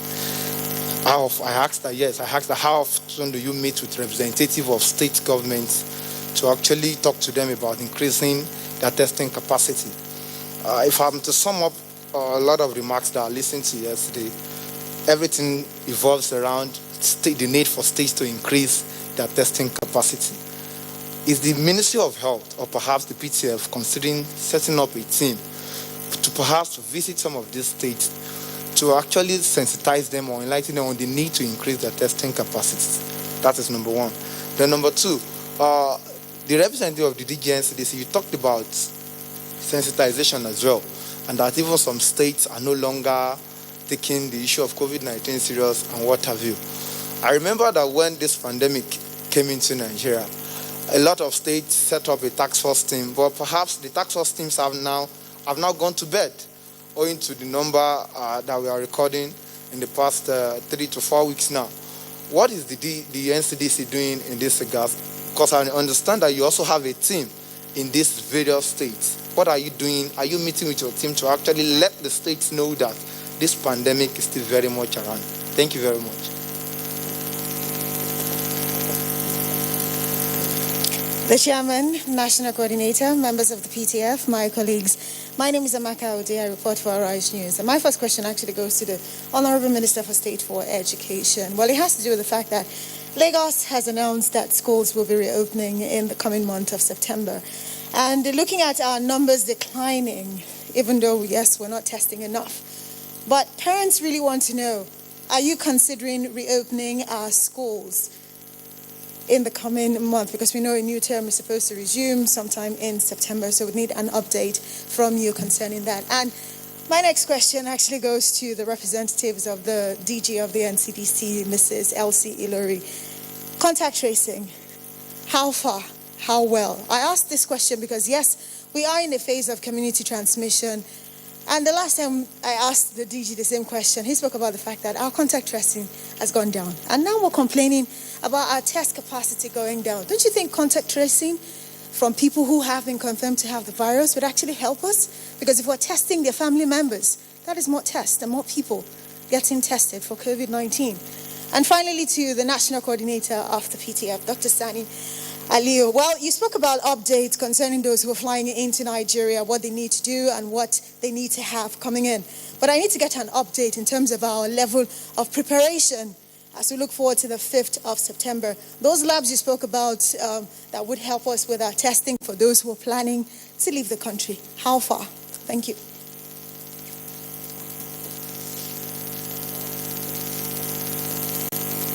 Good evening. My name is Hassan Umar Farouk. I report for Liberty Radio and Television. Tambaya ta ga sakataren gwamnatin tarayya ne. Tambaya ta bata da bambanci ga sauran tambayoyin da aka yi sai dai a cikin harshen Turanci aka yi. Zan so sakataren gwamnatin tarayya mana bayani a cikin harshen Hausa. Domin arewacin Najeriya fa ana ganin kamar ita wannan corona ma ta riga ta zama tarihi. Misali kamar daga jihar da na fito, jihar Katsina. Idan aka ganka da takunkumin fuska, to ana kallon ka kamar wani dodo ne. A nan satin da ya wuce ana maganar cewa waɗansu ma suna ganin waɗanda suke takunkumin fuskan su ne suke ɗauke da cutar.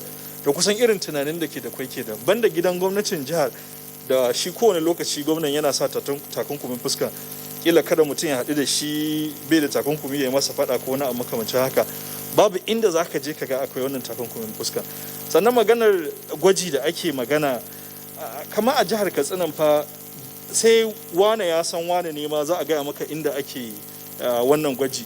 Shin akwai wani kokari da shi wannan kwamiti yake na tabbatar da cewa jihohi sun sanar da wuraren da ake yin wannan gwaji saboda mutane su jaya masu gwajin? Thank you very much.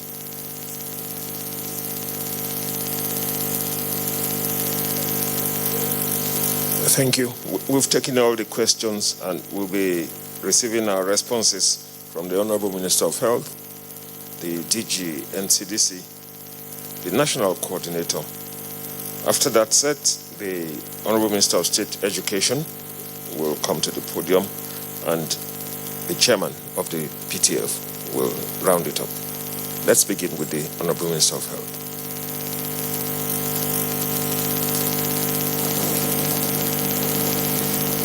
Thank you. The questions I have revolve largely around the question of numbers in testing. I did say that we have no reason to be happy about the reduction in number of positive cases because the testing is down.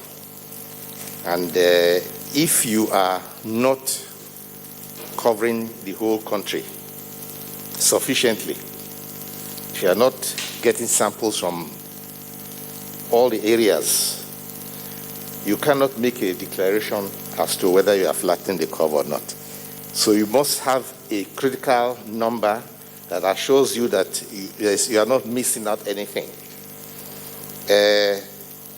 If you look at the countries of the United States and European countries, they reach a certain level where the numbers they are testing are increasing, but the numbers they are finding are reducing. But and they are covering the areas that they intend to cover with the percentage of tests.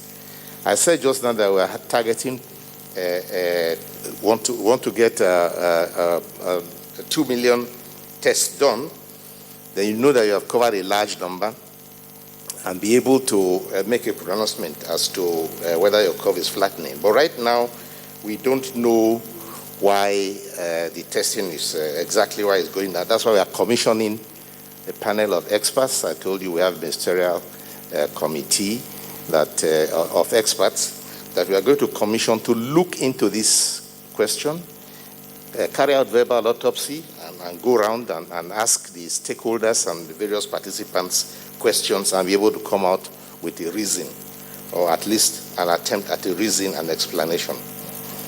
Now, the part of the reason why this test may go down is a matter of guesswork, is that maybe the fear factor is reducing. When COVID came out, people were very terrified. They all rushed to get tests done. People complained they couldn't get tests done. But as the survivability increases and improves, I think the fear factor may have reduced. And so people are probably not so anxious anymore. They think, well, they'll make it, they don't need to. That's a guess. But we shall listen to what our experts have to tell us is responsible for the drop in sample collection. We are trying to sensitize those in authority, the states. Tomorrow we are having a meeting with all the CMDs and all the MDs of our government, of our federal teaching hospitals, to also spread this message to them and ask them questions, how they feel in their own states. As you know, every state has at least one teaching hospital or federal medical center or both. And we want to hear from them and learn from them how to modify our strategy. We shall also seize the opportunity to talk to the governors at the Committee of the Governors Forum on COVID-19 and explain this problem to them so that they all buck up and not feel too confident. I did say that we have no reason to rest on our oars. We have a long way to go. We need to spread out this testing. It is the responsibility generally of the states. We have prescribed that there should be at least one sample collection center in every local government. We have even said that where you have a hotspot local government, you can have a sample collection center in every ward. It's not difficult. Collecting samples is not really a very difficult activity.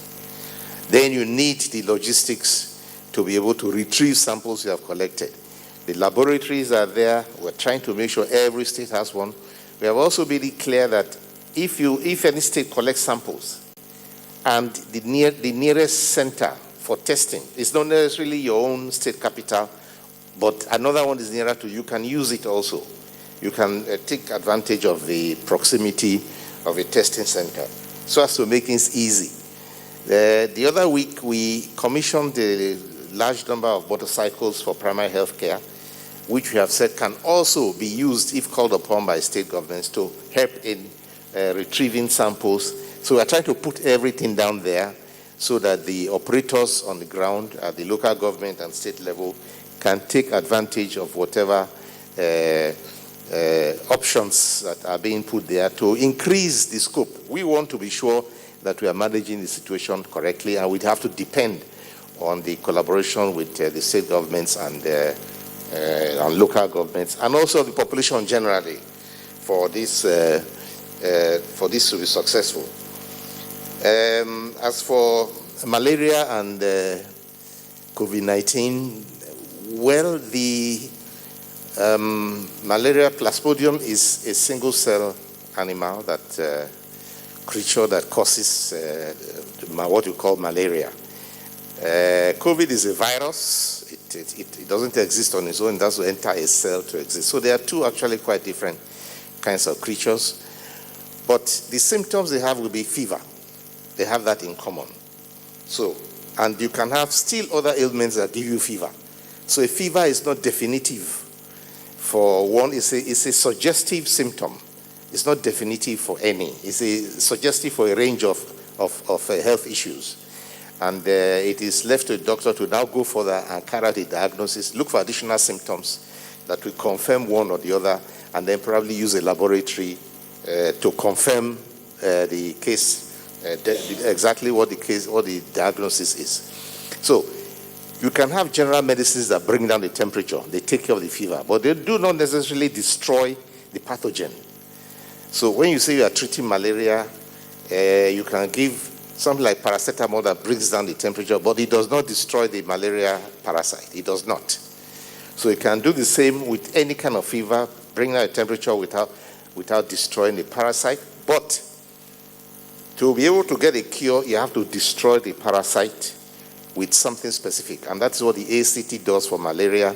It destroys the parasite. That is the artemisinin combination therapy, which we validated today, 3 types that are functional. They destroy the parasite, but then again, you have to bring down the temperature with something else. Now, that will not necessarily work against the virus, because the virus is not necessarily sensitive to ACT. So you don't put them in the same basket. I think that answers the question.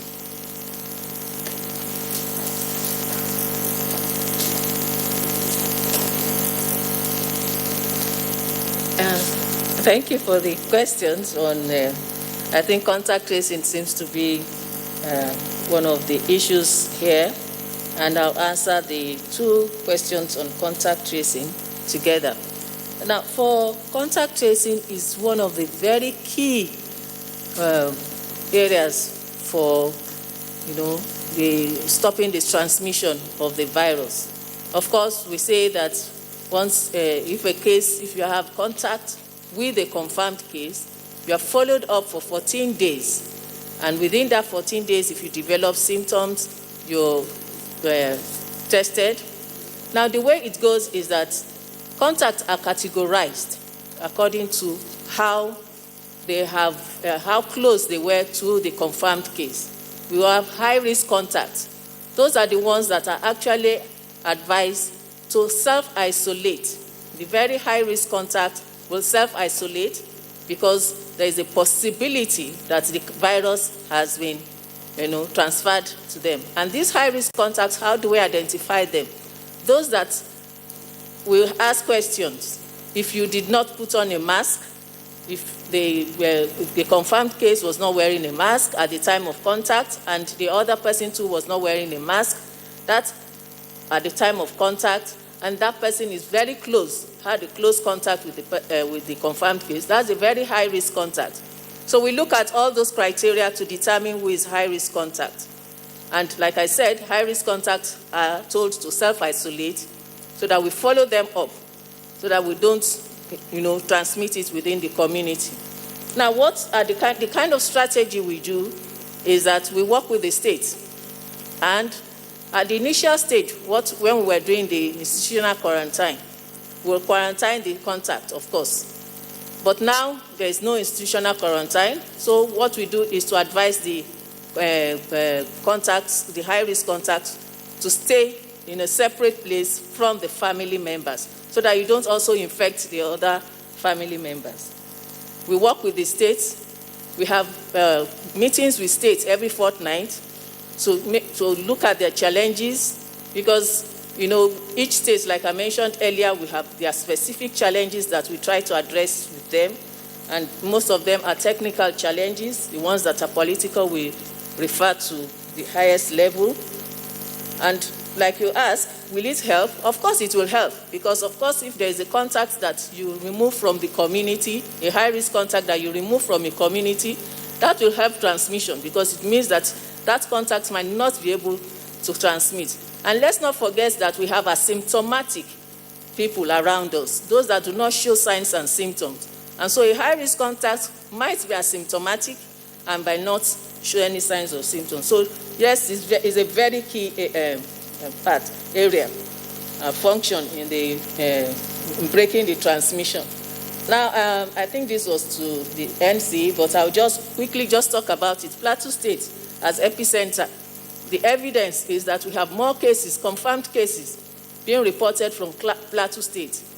And we have told you here that Plateau State decided to be very aggressive, and they collected a lot of samples in all their local governments.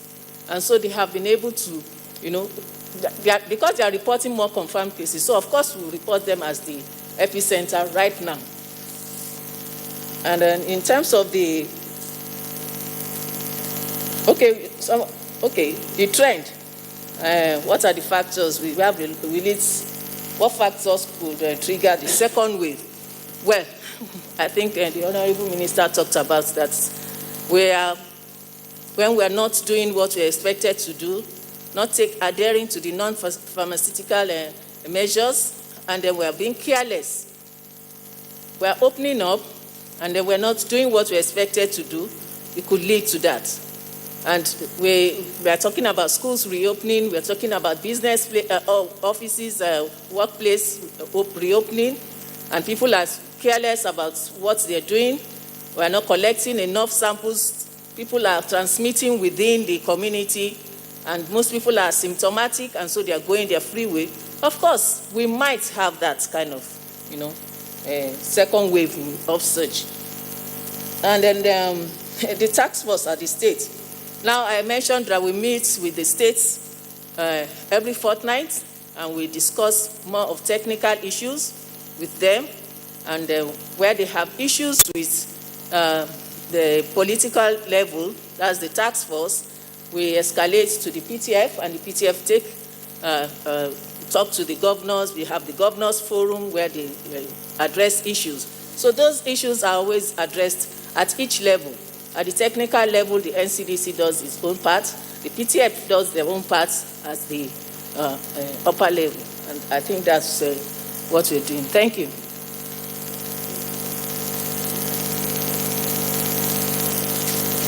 Thank you. I think I have just a few questions. So the first one has to do with how do we scale up sample collection centers. So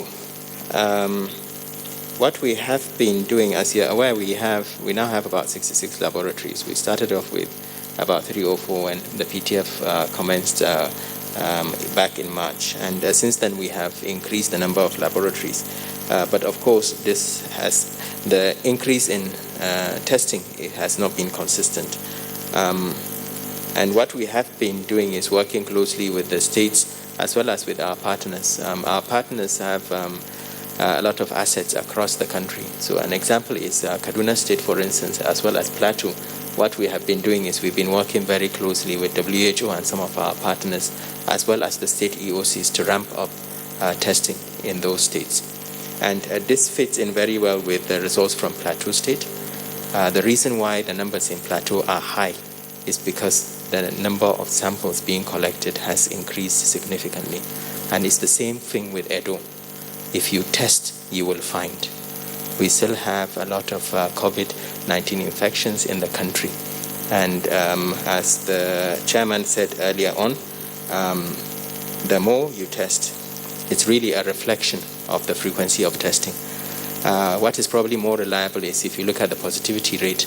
So if you test a lot and your positivity rate is low, then at least you will have some degree of confidence that you're getting on top of the epidemic. The question as to whether Plateau is the epicenter or not, I don't really like the term epicenter because it's a semantic. It's derived from earthquakes. It's really a description. It describes a focus, a hub, as an epicenter, whereas in an epidemic situation, I would prefer the term hotspot, because at the end of the day, you are not looking at a single location that is then seed into other parts. What you have is actually an increase in the number of cases, possibly derived from increased case finding more than anything else. So we congratulate Plateau for testing a lot more. They are the ones that are doing the right thing, because for you to be able to know that you have a problem, you need to be able to define it.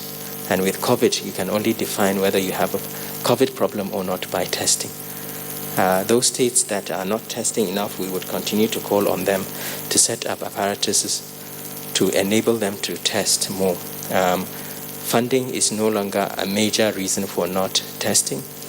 We know that virtually all the states have received a small amount of funding from the REDISI grant, and we are working closely with the Honorable Minister of Finance to make sure that they receive their remaining operational funds for the COVID response.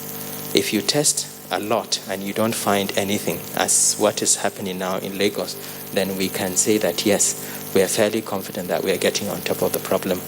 But if we play ostrich and do not look for the problem, then we wouldn't really know what is going on until we move to another phase.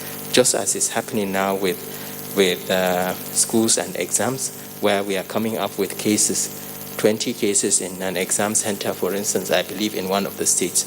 It just reflects what is going on in the community, really. So my plea to the states is please test. It's the fastest way we can get on top of this problem. If you test widely and you don't find a case, then great. We can open up and we can get back to normal fairly quickly. The last question had to do with our level of preparation, particularly in terms of the laboratories for the airports.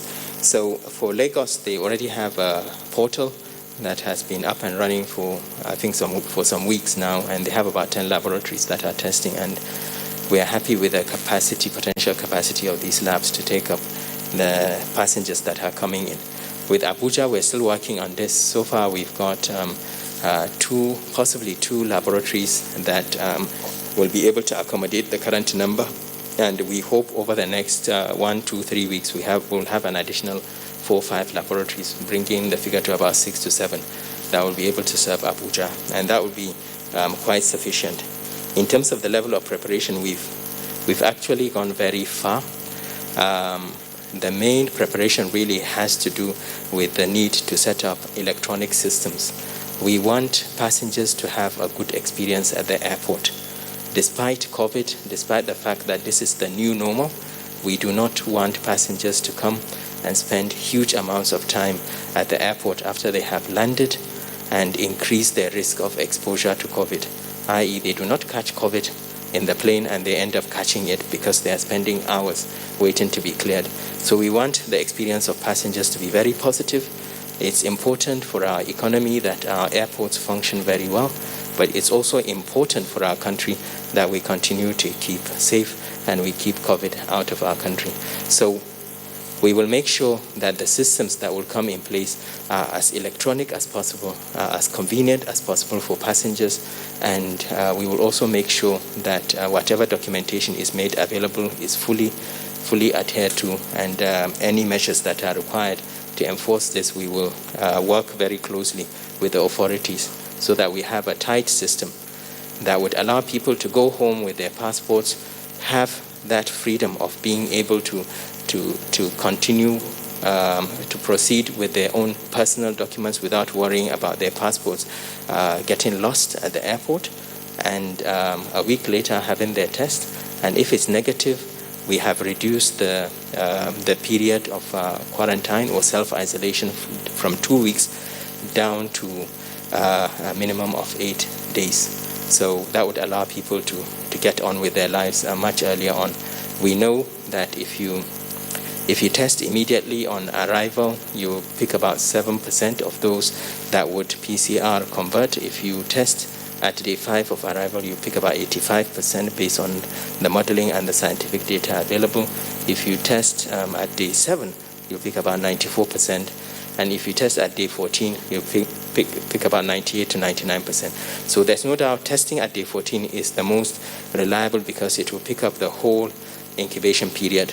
But we know that it's incredibly difficult for a lot of people to lock themselves up for 2 weeks in self-isolation. So that's why we've taken the pragmatic approach of saying 8 days, and the assumption is that the majority of people, if you really confine yourself to those 8 days, you should be fine. We should be able to minimize the risk of transmission. For people leaving the country, of course, it's important we don't spread COVID to other parts of the world. Different countries have different requirements for travel. Increasingly, a lot of airlines are asking for negative COVID PCR results before you even board.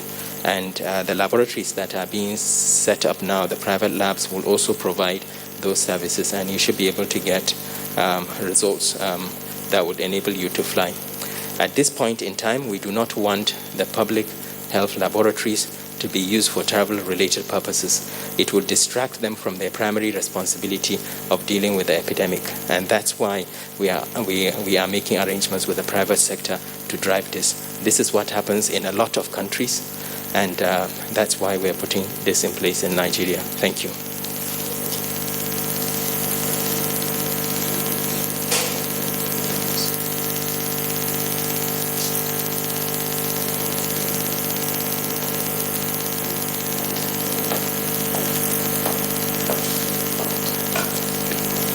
Good evening, everybody. Question as to the number of children who may have contracted the COVID has just been referred to by the NC, said roughly about 10-20 of them. But we've confirmed that all of them are back in class. They have now been tested negative. All of them are discharged. We do not have any further cases. There were 4 in Gombe, there was 1 in Kwara, there was a few in Bayelsa, but all of them this morning on my way expecting schools that are in exam classes. I confirmed from the WAEC supervisors, or those of them that have been discharged and been tested negative, they came back. This thing has a way with children. I think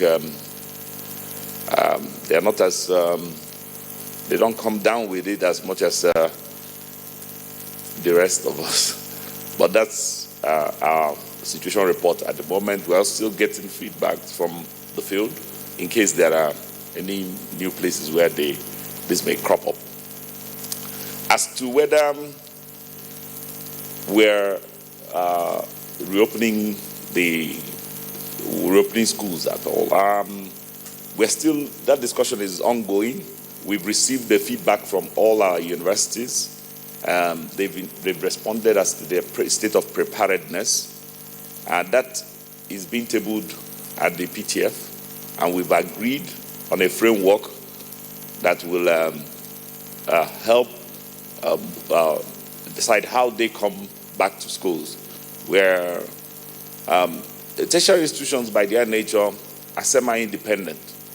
They are constituted, there are councils that will take responsibility as to who returns, when they return, what departments, because the universities are not like secondary schools or primary schools. Universities, you may be in your 40 and still be carrying a paper from year 1. So there's no such thing that you have.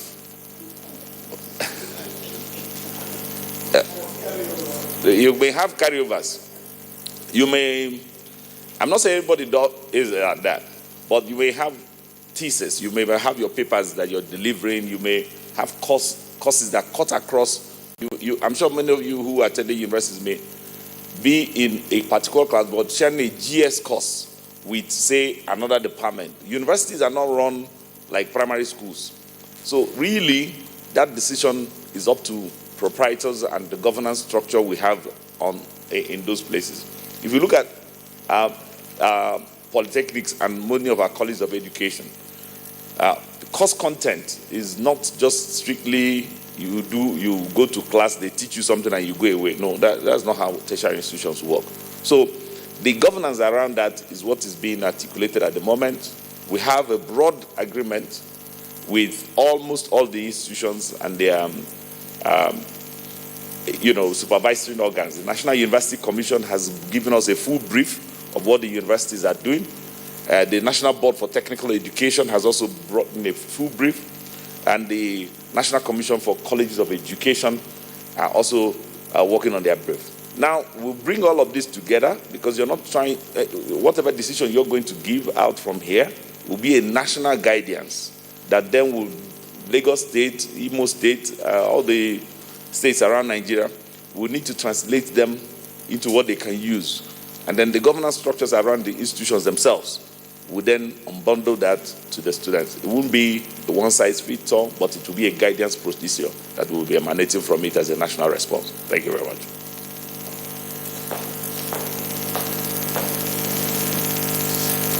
Thank you. I will now invite the chairman of the PTF to the podium to round it up for the day.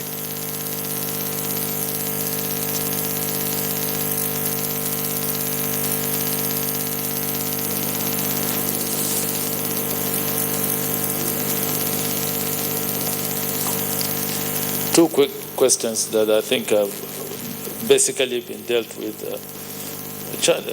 Friday, you were asking about sample collection. I think that has been dealt with adequately. But just to further underpin, because your concern was what support government at the federal level was extending to the states in order to help them show up their sample collection. I totally agree with you that that's our weakest point now, or our weakest link, the issue of sample collection and the need for it to be ramped up in such a manner that we'll be able to have a clear idea of what is happening in the rural levels and in our communities. And like Dr. Sani rightly said, we have at the federal level given all the necessary support to the states, to the subnationals. In terms of resources, not only money. Money is part of it, but not only money. Even the items that we receive from the portal that we launched last week, it's quite evident that if you had gone into it and looked at it, you notice that the items that we have received by way of donations from countries and development partners have also gone to the states. The distribution is not restricted only to federal medical facilities. It goes even to state medical facilities. Whichever facility in a state that is dealing with issues of COVID-19 would have a share of what we have received. Resources have gone to the states. I did mention last week that they have received, most of the states have received the original amount of 100 million, I think, each state, to help them in their preparations on setting up their operation centers and also structures for their community engagement in terms of driving the message of the response. In the 2020 revised budget, there's a provision of 1 billion for 32 states. This is coming from the federal. We're not talking about the state budgets. We only accepted the states that are earlier received, like Lagos, which got 10 billion, Kano got 5 billion, Ogun and Jigawa, I think, got 1 billion each.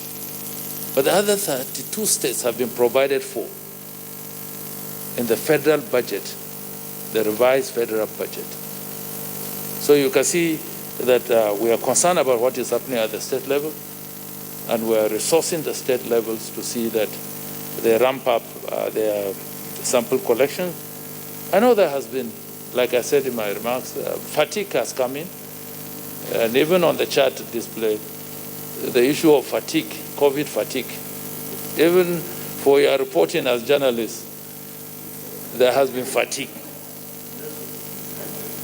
That's the reality of life. Everybody is fatigued. And we're just waiting for this thing to get over. But you see, as we await the arrival of vaccines, we have something that we can do to dampen the ravaging effect of COVID-19. And the only weapon that we have in our hands is to adhere to the non-pharmaceutical measures that have been put in place. That's the only weapon for now. The vaccine will come with its own protocol. But right now we have something that we can do. And that's my call to the entire nation. That this is not the time to be exhausted or to be fatigued with COVID. Because COVID is not going to abate just because you are tired of it. It will continue on its ravaging effect. It will continue with its spread at the community level. You go outside Abuja and visit some of these states, you wonder whether they live on a different planet. Totally oblivious of what you are doing. When you assume with a mask, you are like a masquerade that has just appeared on the scene. And as a matter of fact, in some communities, they think you are infected. That's why you are putting on the mask.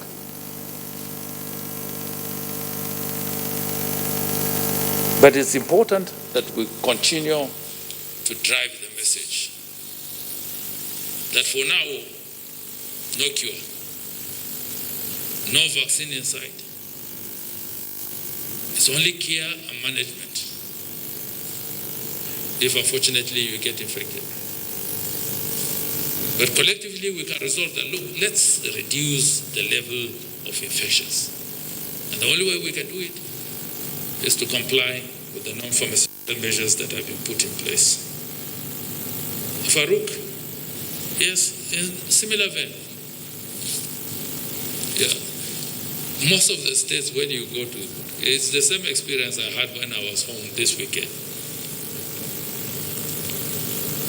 They think it's over. But true, it's not over. That's the truth about it. We can see the figures. As a matter of fact, in the month of August, virtually within each 4 days, the increase globally is over 1 million. much more than when we even started.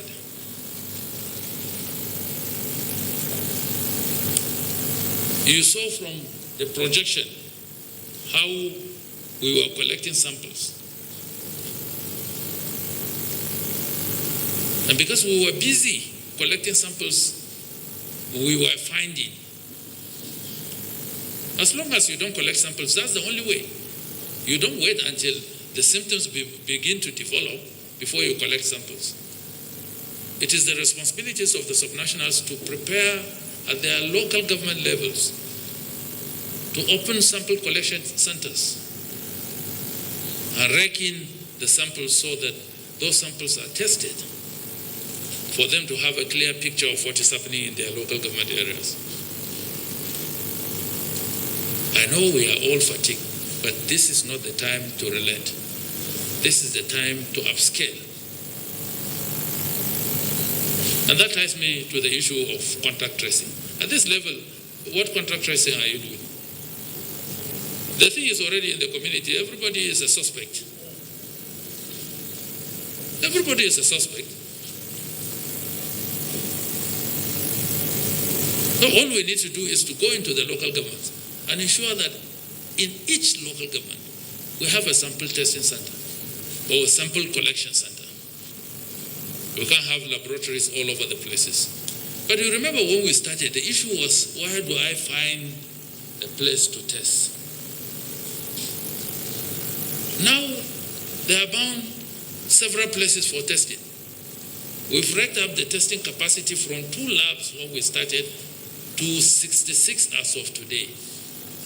There are only 3 states, and I understand from the representative of the DG of NCDC, that there are people are on the field in Kebbi, in Taraba and Zamfara?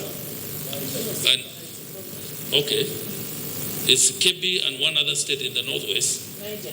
And Niger. Kebbi and Niger and Taraba are the only 3 states that they are working to ensure that they get their laboratories up and doing. Even though the other 36 states plus the FCT have testing centers. Some have 3, some have 4. Laboratories where we can access tests. Why should our testing numbers drop? Why should our testing numbers drop? Right now, I think we have a testing capacity of about 15,000 a day. US is testing about 800,000 daily. And they are complaining that that is not sufficient. But you see, it explains why they've been able to establish, they have reached the Rubicon of 6 million by today of confirmed cases. Why? Because they have consistently, even with the 800,000, the criticism is that that is not sufficient. Ours, we are just testing between 2,500 to 3,500 on a daily basis. It will be very difficult for us to even have an idea of what is happening in the local government areas particularly. So I enjoin all states to ramp up their testings, collect the samples, and turn them in so that we have a clear picture. And as we await the arrival of vaccines, 6 weeks, 6 months, 12 months, 18 months, or 2 years, let's use the weapon that we have in our hands and deploy the non-pharmaceutical interventions that we have put in place.